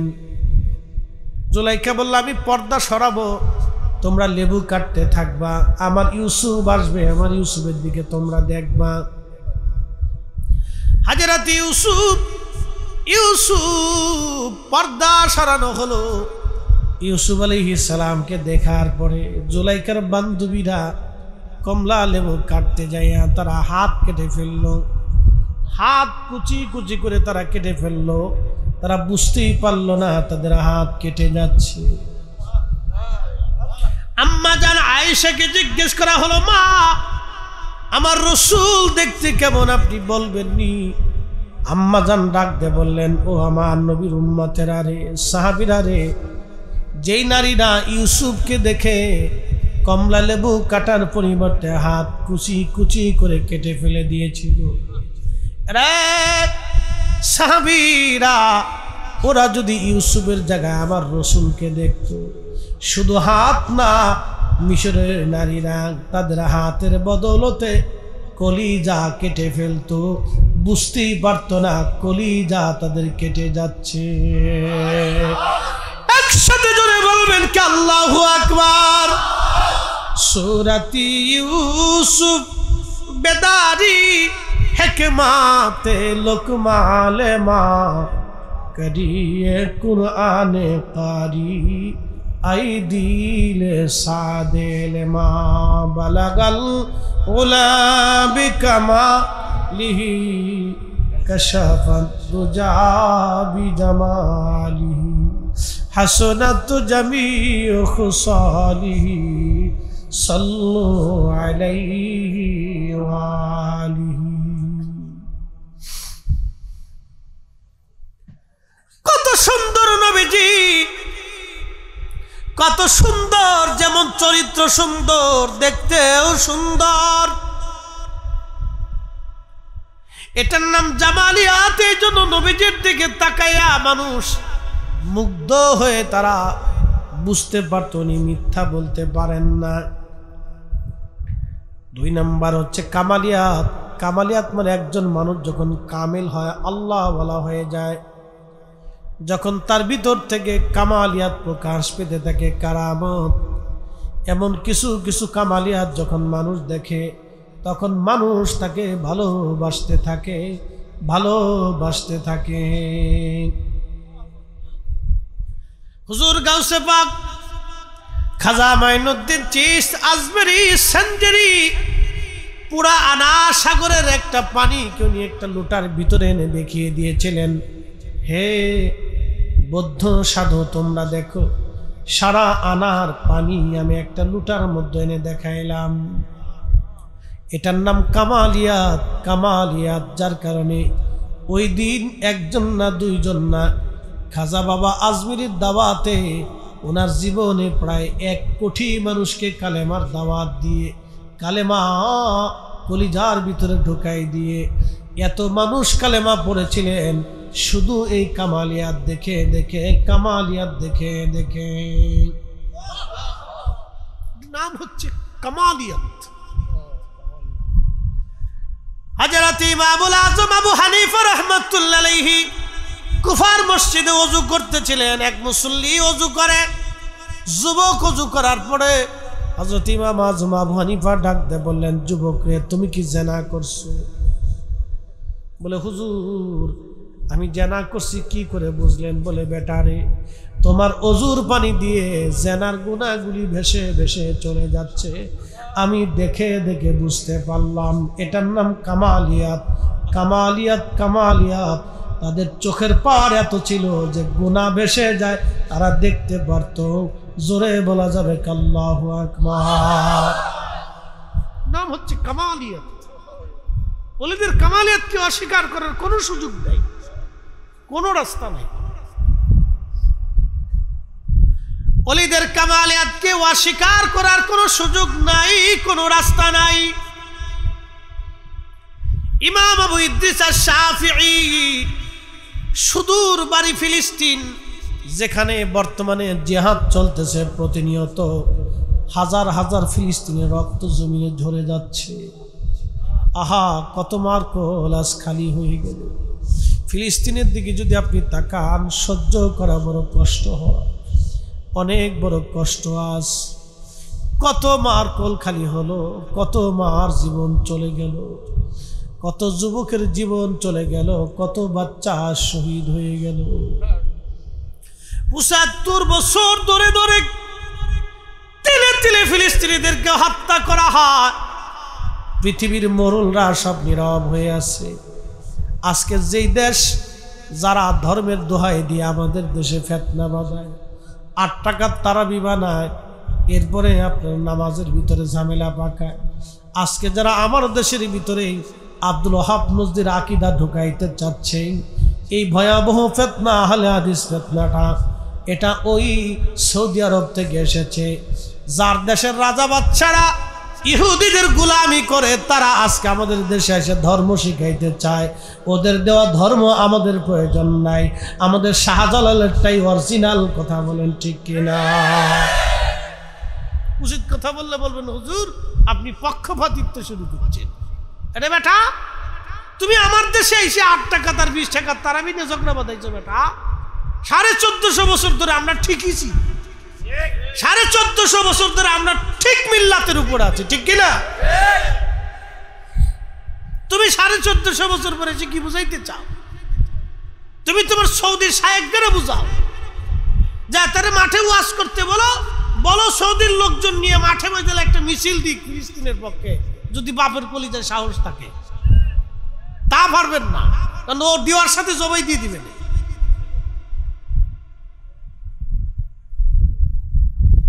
খালি যত বাংলাদেশের,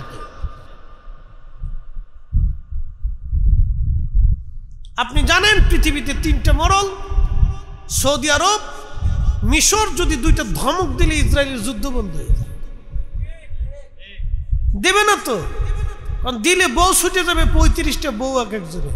বেটা বউ তালাশ করবো না যুদ্ধ করবো? কোন তো আমরা, হ্যাঁ, এই আরবে যারা থাকছেন জীবনে দেখছেন এক একজনের বউ কয়টা বলেন?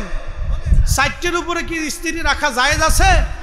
মাসনা সুলাসা রুবা। আল্লাহর বিধান অনুযায়ী সূরা নিসার 3 নম্বর আয়াতের ফয়সালা অনুযায়ী, আল্লাহর কোরআনের আইন অনুযায়ী 60টের উপরে একসাথে স্ত্রী রাখা 60টের উপরে হারাম। 5ম নাম্বারটা স্ত্রী হবে না, ওটা হারাম হবে। যতবার মিলন হবে ততবার জেনা হবে, যতটা বাচ্চা হবে সবকটা অবৈধ জারজ হবে। এক একজনের বউ 17 না 20টে 22টে, এটা কি মানুষ না গরু?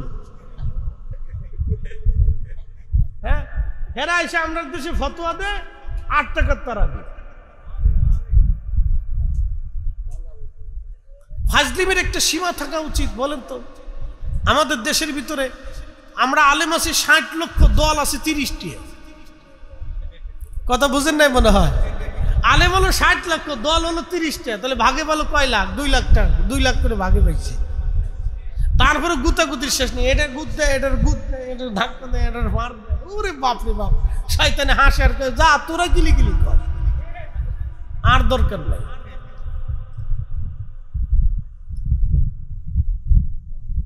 আচ্ছা বলেন তো, আমরা তো সহি পদ্ধতিতে নামাজ পড়তেছি 1450 বছর ধরে, বিশুদ্ধভাবে নামাজ পড়তেছি না।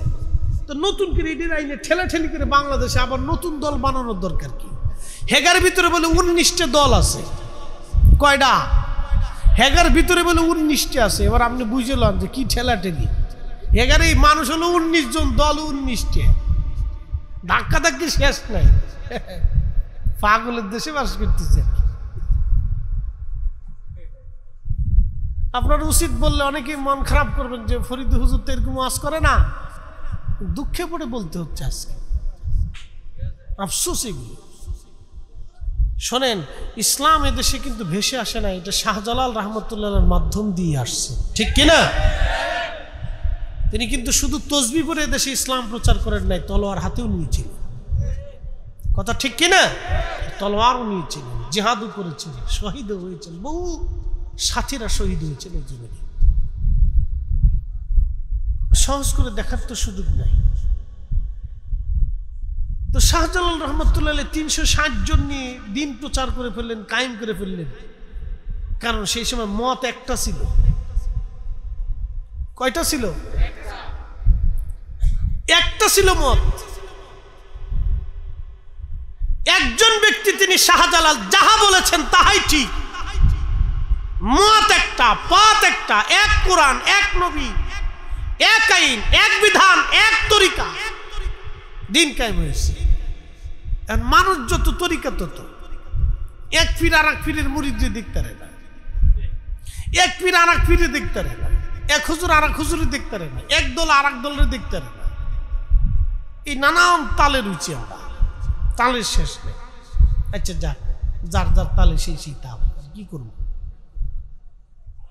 তবে আমরা যেটা আগে থেকে আছি এটাই ঠিক, কথা কোন ঠিক কিনা? শাহজালালেরটা ঠিক, এটা অরিজিনাল। দেশে রোহিঙ্গা দিয়ে ভরিয়ে গেছে। কি দেশে কি রোহিঙ্গা, রোহিঙ্গা রোহিঙ্গার আইসা কয় তোরা বাংলাদেশ ছেড়ে চলে যায়, এটা আমরা দেশ। হ্যাঁ, তোরা বাংলাদেশ থেকে চলে যা, দেশ আমাদের। একসাথে জোরে বলি তো আল্লাহু আকবার। সাইডে একটা কামালিয়াত, কারাবাত, ইহসান, জামালিয়াত। তো কামালিয়াতে আসছে। ইমাম আবু ইদ্রিস আশ-শাফিঈ বর্তমান ফিলিস্তিনের তিনি ইমাম ছিলেন, বাইতুল আকসাতে নামাজ পড়াইতেন, এখানে হাদিসের দর্শ দিতেন, উলুমুল হাদিস উলুমুল ফিকহের খেদমত করতেন, শাফিঈ মাযহাবের ইমাম। তো মনোযোগ দিন, ইমাম শাফিঈ রাহিমাহুল্লাহ ওনার জমানাতে খলিফা হারুনুর রশিদের দরবারে চিঠি আসছে। চিঠির মধ্যে লেখা, কে দিছে? বিরাট বড় রাজ দরবার রোম, আপনারা চিনবেন, ইউরোপকে কেন্দ্র করে রোম সাম্রাজ্য ছিল, বিরাট বড় সাম্রাজ্য। ৭-৮ হাজার বছরের একটা সাম্রাজ্য রোম, ৭-৮ হাজার বছরের একটা সাম্রাজ্য রোম, বিরাট বড় একটা সাম্রাজ্য। এই সাম্রাজ্যের প্রধান ধর্ম ছিল খ্রিস্টান। খ্রিস্টান প্রধান তিনি চিঠি লিখলেন মুসলিম প্রধান আমিরুল মুমিনিন হযরত খলিফা হারুনুর রশিদের দরবারে চিঠি লিখে বললেন, মুসলমানদের সঙ্গে খ্রিস্টানদের একটা বহস হবে। বহসের মূল বিষয়টা হলো মুসলমানরা প্রমাণ করবে, খ্রিস্টানরা প্রমাণ করবে। মুসলমানরা প্রমাণ করবে ঈসা নবী আল্লাহর নবী, আর খ্রিস্টানরা আমরা প্রমাণ করব ঈসা আল্লাহর ছেলে।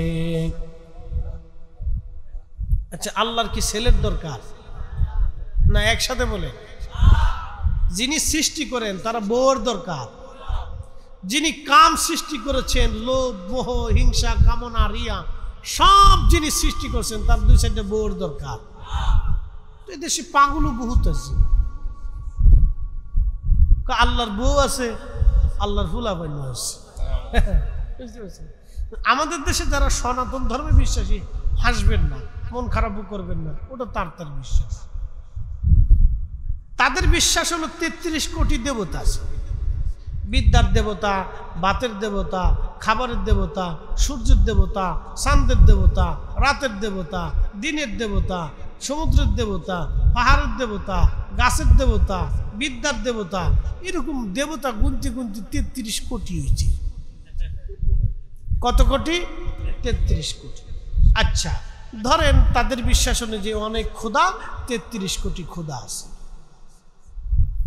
এখন যে সূর্যের ক্ষুধা আছে আর যে দিনের ক্ষুধা আছে, তো সূর্যের ক্ষুধা বলল যে না, আজকে সূর্য আমি 5 মিনিট পরে উড়াবো।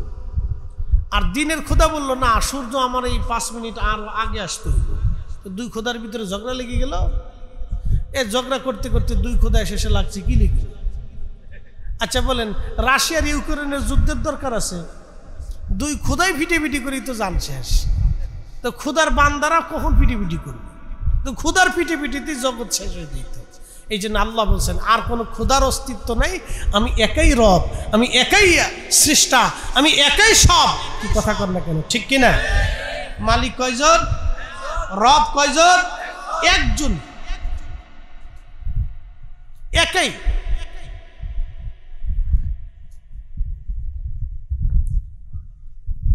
তো খ্রিস্টানরা বলতেছে আমরা প্রমাণ করব ঈসা নবী আল্লাহর ছেলে, তোমরা প্রমাণ করবা ঈসা নবী আল্লাহর বেটা না, তিনি নবী। ব্যাস, বিরাট বহস, সাইট্টিখানি কথা না, দুই সাম্রাজ্যের বহস হবে, অনেক বড় চ্যালেঞ্জ।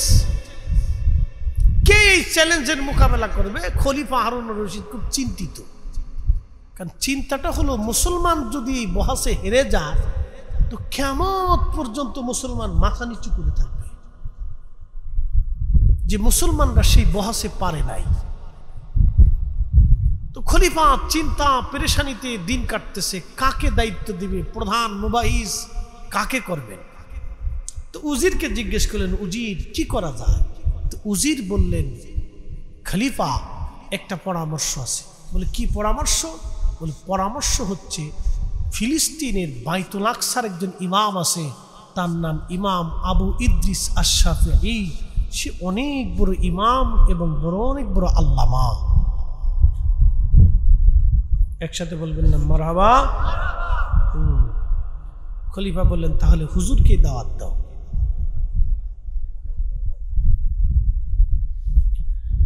হযরত হারুন রশিদ চিঠি লিখলেন খলিফাতুল মুসলিমিনের পক্ষ থেকে, হুজুর রোম সাম্রাজ্য থেকে চিঠি আসছে বহসের জন্য। এখন আমরা যদি বহসে হেরে যাই, মুসলমান মাথা নিচু করে থাকবে।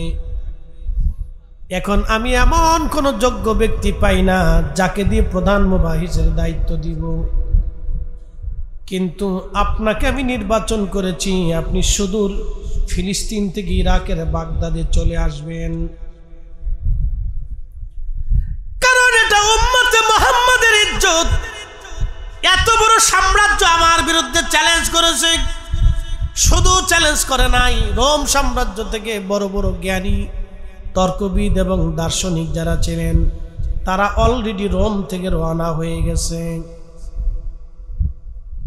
খলিফাতুল মুসলিমিনের কাছে চিঠি লিখলেন হযরতে ইমাম আবু ইদ্রিস আশ-শাফিঈ।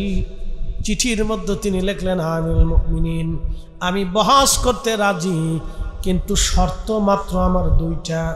এক নম্বর, বহসের জায়গা হবে দজলা নদীর পার।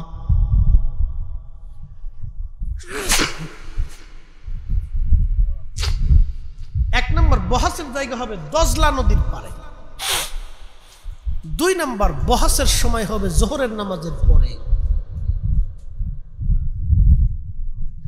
খলিফার দরবারে চিঠি আসছে। খলিফা আবার চিঠি পাঠালেন, হ্যাঁ আমি বহস আপনার শর্তে রাজি, আপনি আসেন।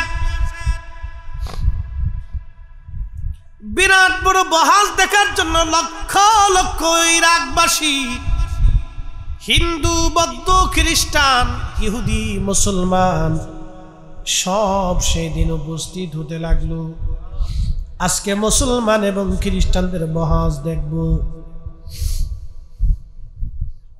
বিরাট বড় রাজ দরবারের পক্ষ থেকে দজলা নদীর পারে, যেটাকে টাইগ্রিস নদী বলা হয়, এই নদীর পাড়ে বিরাট মঞ্চ তৈরি করা হলো। লক্ষ লক্ষ মানুষ নদীর পাড়ে উপস্থিত হয়েছে। জ্ঞানী গুণী, সাধু সন্ন্যাসী, তর্কবিদ, দার্শনিক, খ্রিস্টানদের পক্ষ থেকে তারা উপস্থিত হয়ে গেল।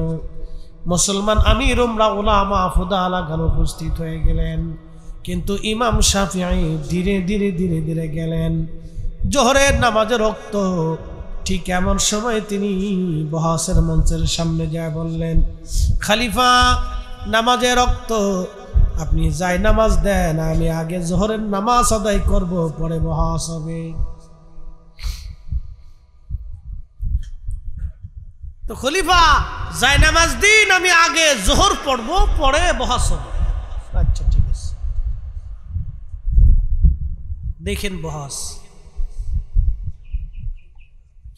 খলিফাতুল মুসলিমিন জায়নামাজ পাঠাইলেন। হযরতে ইমাম শাফিঈ জায়নামাজ দিয়ে তিনি দজলা নদীর মধ্যে জায়নামাজ ছেড়ে দিলেন। জায়নামাজ দজলা নদীর মধ্যে বিছাইয়া ইমাম শাফিঈ ওই জায়নামাজের উপরে দাঁড়াইয়া দজলা নদীর মাঝখানে যাইয়া পানির উপরে জায়নামাজ বিছাইয়া নামাজ পড়া শুরু করে দিলেন। না না, একসাথে বলেন আল্লাহু আকবার। কি বুঝলেন? পাওয়ার আসেনি? মুসলমানের পাওয়ার আসেনি? হ্যাঁ না, আরো জোরে বলেন আছে। সুদ খাইলে পাওয়ার থাকবে, ঘুষ খাইলে পাওয়ার থাকবে, হারাম খাইলে পাওয়ার থাকবে? অবশ্যই।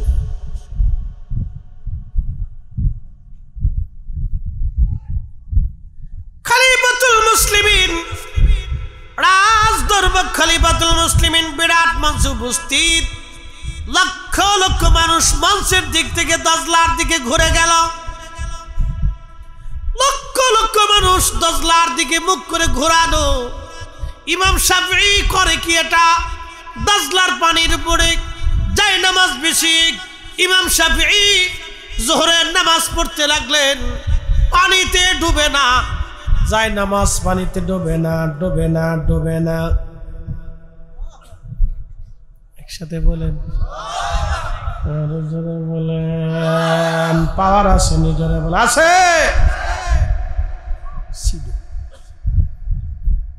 এখন পাওয়ার আমাদের নাই, আমরা শূন্য হয়ে গেছি। ঠিক তখনই জোহরের নামাজ শেষ হয়ে যাওয়ার পরে ইমাম শাফিঈ ডাক দিছে, এ খ্রিস্টানেরা, কে বহাস করবা?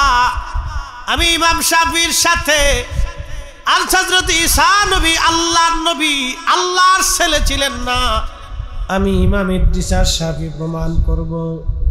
তবে শর্ত হলো, কলিজার মধ্যে যদি সাহস থাকে তাহলে আসো। আমি যেইভাবে যাই নামাজ নদীর উপরে বিছাইয়া আজকে নদীর মাঝখানে দাঁড়াইলাম, খ্রিস্টানেরা তোমাদের প্রধান মুবাহিসের যদি সাহস থাকে এইভাবে যাই নামাজ বিছাইয়া আমার সামনে দজলা নদীর সামনে আসো, দজলা নদীর মাঝে আসো। আমি আর তুমি দুইজনে দজলার মাঝখানে যাই নামাজ বিছাইয়া পানির উপরে আজ বহাস করব। জোরে না বললে বুঝবো কিপটিয়া। একসাথে হাত উঁচা করে বলেন আল্লাহু আকবার। পাওয়ার আসেনি?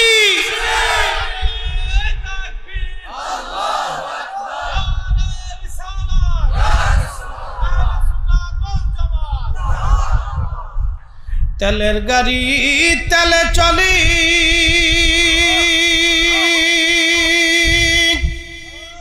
হাওয়ার গাড়ি হাওয়ায় উড়ে, বিনা তেলে চালায় গাড়ি নবী সুলাইমান। আমরা সেই মুসলমান।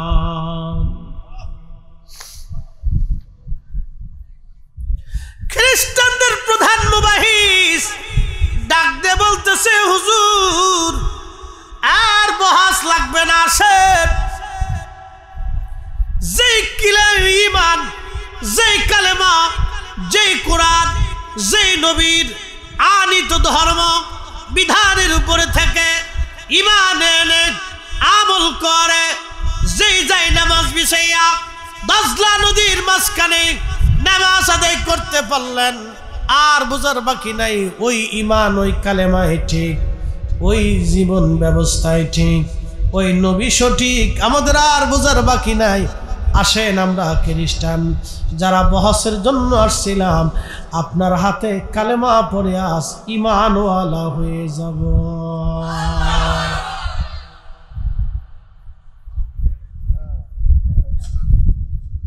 কিতাবের বহাস লাগে নাই, দেখাই দিছে মাস। আসো, কোনটা সঠিক এবার বুঝো, আসো, ডাইরেক্ট অ্যাকশন হবে, বাকি ঝুঁকি নেই।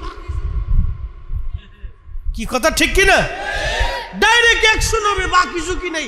কলিজায় যদি সাহস থাকে তো যায় নামাজ বিছিয়ে আসো নদীর ভিতরে। শাহজালাল ইয়ামানি যায় নামাজ বিছিয়ে দিছে নদীর উপরে, যা। সেই দিন যদি উনি যায় নামাজ না বিছাইতেন তাহলে আজকে বাংলা বিজিত হতো না। ওলিদের অবদানকে ছোট করে যারা দেখে, এই সব কয়টি নাফরমান। কথা বলেন ঠিক কিনা? তাদের অবদান অস্বীকার করে আপনি এদেশে দিনের কথা বলবেন না, এটা ফাজলিমি।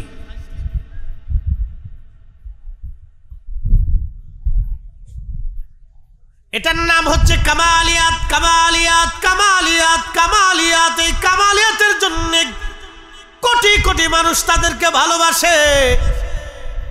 বাংলাদেশে প্রেসিডেন্ট মারা গেল, প্রধানমন্ত্রী মরে গেল, এরপরে রাষ্ট্রপতি মরে গেল, এ মন্ত্রীরা মরে গেল, অর্থমন্ত্রী, বিভিন্ন মন্ত্রী, ধনীরা মরে গেল, কোটিপতি মারা গেল, বিরাট বড় নেতা মারা গেল, চোর ডাকাত মরে গেল, কিন্তু কারো কবরে মানুষ যায় না।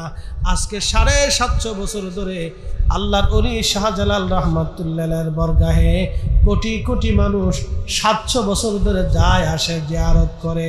উনি এমন একজন মুকুটহীন সম্রাট, যার সৈন্যবাহিনী নাই, যার রাজত্বের সীমানা নাই, তিনি মুকুটহীন সম্রাট। তার সংসদও নাই, সিংহাসনও নাই, কিন্তু ওনার বরগাহে কোটি কোটি মানুষ যায় আর আসে। কিয়ামত পর্যন্ত জিয়ারত চলতেই থাকবে, বন্ধ হবে না। এমন জীবন করিও গঠন, হাসিবে তুমি কাঁদিবে ভুবন। এমন জীবন করিও গঠন, হাসিবে তুমি কাঁদিবে ভুবন, কাঁদিবে ভুবন। 3 নাম্বার হচ্ছে কারাবাত। কারাবাত মানে নৈকট্য। আপনি সোহবত যত বেশি দিবেন, মহব্বত তত বাড়তে থাকবে। যত বেশি সোহবত দিবেন, মহব্বত বাড়তে থাকবে। এই জন্য স্বামী স্ত্রী এক বিছানায় ঘুমাইতে হয়, মাঝখানে কোলবালিশ দেওয়া নিষেধ আছে। মাসলা মাথায় দিলাম, একসাথে জোরে কর না, মার হাওয়া। এই ভোলা মানে আসিস নিয়ে, তোরা বুঝুস কি? মাঝখানে কোল বালিশ দেওয়া নিষেধ আছে, এক বিছনায় ঘুমাইতে হয়, নাহলে জ্বালা আছে। এক বিছনায় ঘুমাবেন, কোল বালিশ দেওয়া নিষেধ। এটার নাম কারাবাত। যত কাছাকাছি, যত পাশাপাশি, তত মহাব্বত বাড়বে। কাছাকাছি, পাশাপাশি, মহাব্বত তত বাড়বে। Out of side, out of mind. মানুষ চোখের আড়াল হলে মনের আড়াল হয়ে যায়, চোখের আড়াল হলে মনের আড়াল হয়ে যায়। এই জন্য দেখবেন কবরে চলে গেলে ছেলেরাও বাপ মারে ভুলে যায়। আর কিছু ভাইরা আছে তো দোয়া মানেই না। যেই বাপের সন্তান দোয়া মানে না, ওই বাপ হলো কপাল পোড়া বাপ। থাকবা আন্দা গান্দা পাশা নিকৃষ্ট কাজ থেকে দূরে থাকবা। বেড়া বেড়ি একসাথে নাচানাচি, গান বাজনিগুলি থেকে দূরে থাকবা। কথা কর না কেন? এগুলি নিকৃষ্ট ফায়সা কাজ, একবারে নিকৃষ্ট ফায়সা কাজ।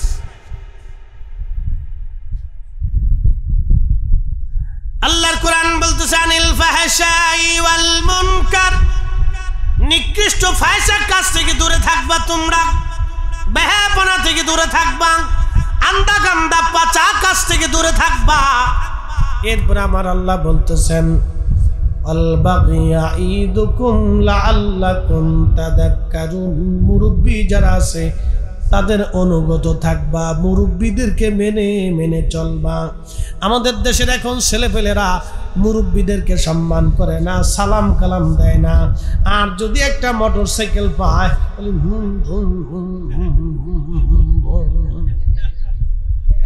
পুরে বাপরে বাপ,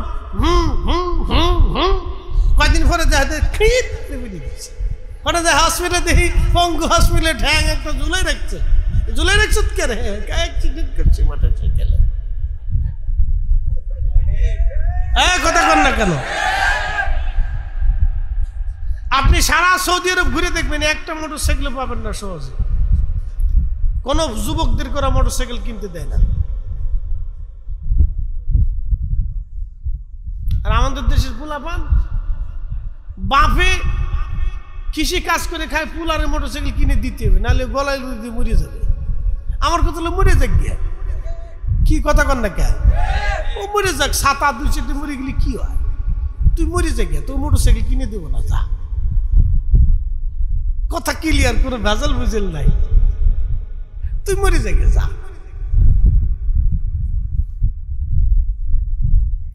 শোনেন, ছেলেরা মোটর সাইকেল ফালি মুরব্বী উস্তাদ মাসে কিচ্ছু চিনে না। এখনো আমরা, এই যে আমাদের বয়স হয়ে গেছে, আমরা এখনো সেই দাখিল সেকশনের আমরা যারা ছোটকাল থেকে শিখেছি, সে উস্তাদদেরকে এখনো দেখলে আমরা গাড়ি থেকে নেমে যাই, সালাম কালাম করি, সম্মান করি। হুজুর আসছেন, হুজুরের জন্য আজকে আমরা এত দূর পর্যন্ত আসছি, আমরা এখনো সম্মান করি।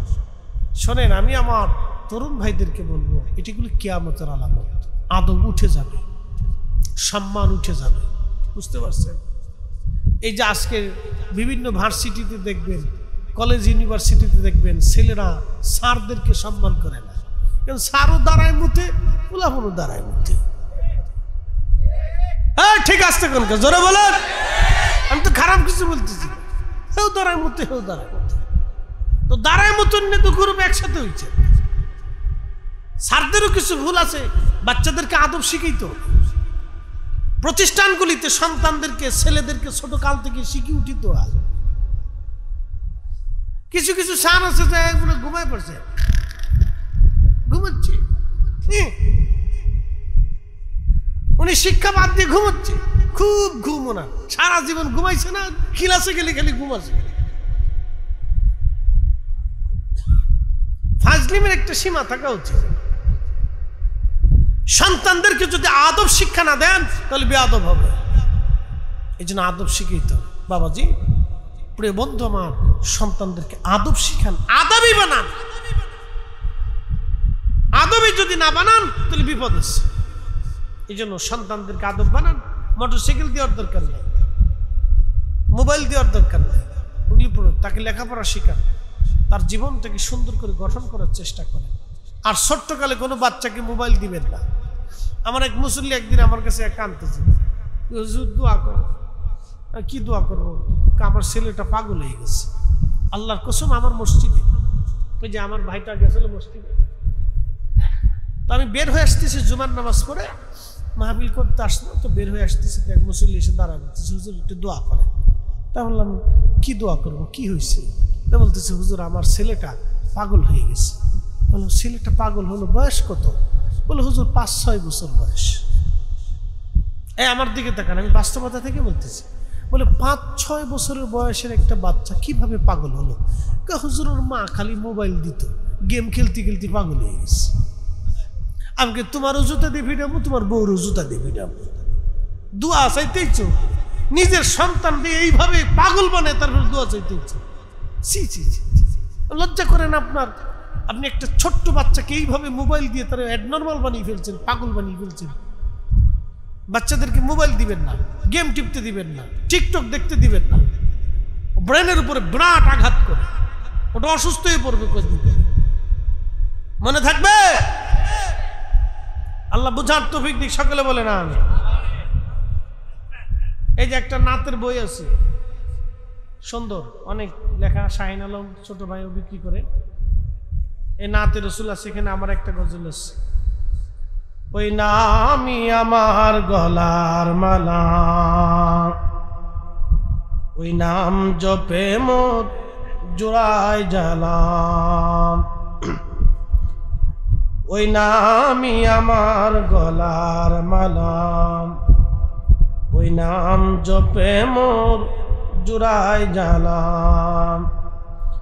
আমার সব ভুল হবে না পেলে ওই, আমার সব ভুল হবে না পেলে ওই চরণ তলে ঠাই,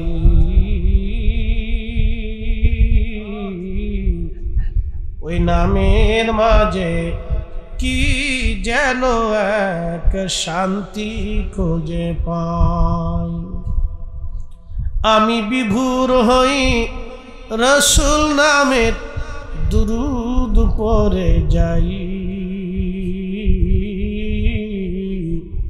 ওই নামের মাঝে কি যেন এক শান্তি খুঁজে পাই। আল্লাহুম্মা সাল্লি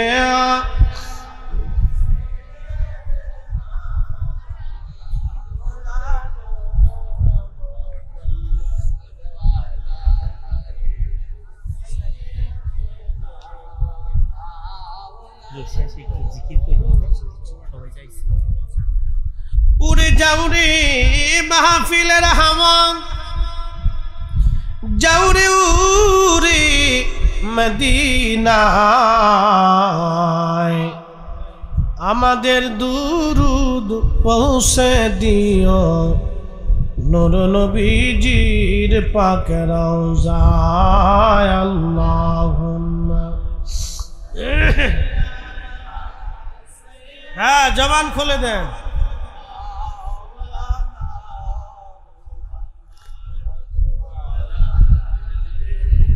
সাইয়্যিদানা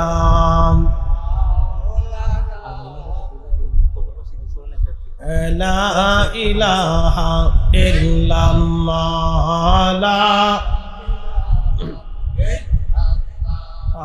লা ইলাহা আসিয়া বলে আল্লাহ আল্লাহ, ফেরাউন দিছে কত জ্বালা। আল্লাহ বলেন ও জিবরাইল, আল্লাহ বলেন ও জিবরাইল, খুলো হে জান্নাতের তালা। লা ইলাহা লা ইলাহা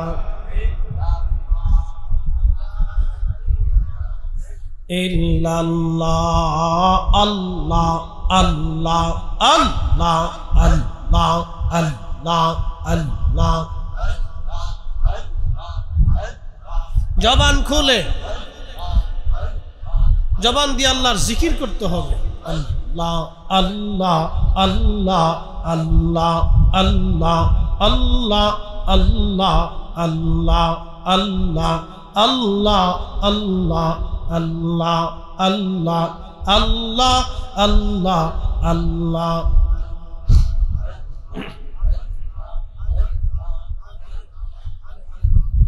আল্লাহ আল্লাহ আল্লাহ আল্লাহ আল্লাহ আল্লাহ আল্লাহ। বজমন রে ডুবলো বেলা, দেখ না চাহিয়া। আল্লাহ আল্লাহ পর পারেন ডাক পড়িলে, পর পারেন ডাক পড়িলে, পার হবি তুই কি দিয়া, পার হবি তুই কি দিয়া। ডুবলো বেলা দেখ না চাহিয়া। আল্লাহ আল্লাহ আল্লাহ আল্লাহ। যাদের জীবন হেলায় হেলায় শেষ হইতে চলিল, নামাজ রোজা জিকির ফিকির কিছুই নাহি হইল। রং তামা সেই দিন কাটাইলা, রং তামা সেই দিন কাটাইলা। আল্লাহর জিকির করলা না, আল্লাহর জিকির করলা না। ডুবলো বেলা দেখ না চাহিয়া। আল্লাহ আল্লাহ বজমন দিয়ে ডুবলো বেলা দেখ না চাহিয়া। আল্লাহ আল্লাহ আল্লাহ। নবীর কালেমা নামাজ রোজা পথের সম্বল করিয়া, সামনে চলে রে আবুজ মন রে। আল্লাহ আল্লাহ বলিয়া, নবীর কালেমা নামাজ রোজা পথের সম্বল করিয়া, সামনে চলে রে আবুজ মন রে। আল্লাহ আল্লাহ বলিয়া, আল্লাহ বিনে নাই রে উপায়, রাসূল বিনে নাহি রে উপায়। দেখছো নিমন ভাবিয়া, দেখছো নিমন ভাবিয়া। ডুবলো বেলা দেখ না চাহিয়া। আল্লাহ আল্লাহ আল্লাহ।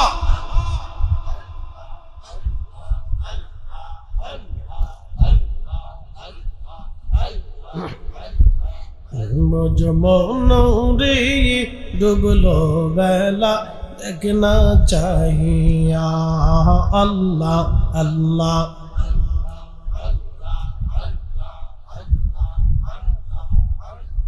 अल्लाह তোমার কুদরতি খেলা কেউ বুঝে না আল্লাহ তোমার কুদরতি খেলা কেউ বুঝে না আল্লাহ আল্লাহ কাউকে রাখো গাছে তলাতে কাউকে রাখো বালাখানায় আল্লাহ কাউকে রাখো গাছে তলাতে কাউকে রাখো বালাখানায় আল্লাহ তোমার কুদরতি খেলা কেউ বুঝে না আল্লাহ আল্লাহ আল্লাহ ইব্রাহিম তোমার নবী ছিল নমরুদের আগুনে ফেললো ইব্রাহিম তোমার খলিল ছিল নমরুদের আগুনে ফেললো আগুন হইল ফুল বাগিচা পশম কেনে উড়লো না আল্লাহ আগুন হইল ফুল বাগিচা পশম কেনে উড়লো না আল্লাহ তোমার কুদরতি খেলা কেউ বুঝে না আল্লাহ আল্লাহ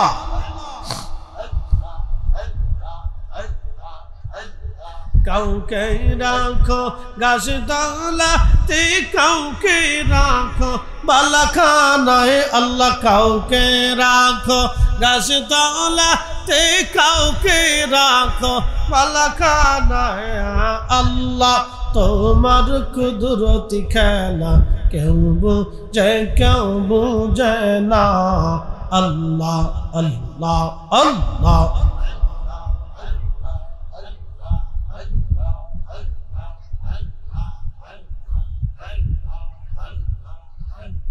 ইউনুস তোমার নবী ছিল মাছে তারে গিলে ফেললো মাছের পেটে রইলেন ইউনুস হজম কেনে হইল না আল্লাহ মাছের পেটে রইলেন ইউনুস হজম কেনে হইল না আল্লাহ তোমার কুদরতি খেলা কেউ বুঝে না আল্লাহ আল্লাহ আল্লাহ কাউকে রাখো গাছ তলাতে কাউকে রাখো বালাখানায় আল্লাহ কাউকে রাখো গাছ তলাতে কাউকে রাখো বালাখানায় আল্লাহ তোমার কুদরতি খেলা কেউ বুঝে না আল্লাহ আল্লাহ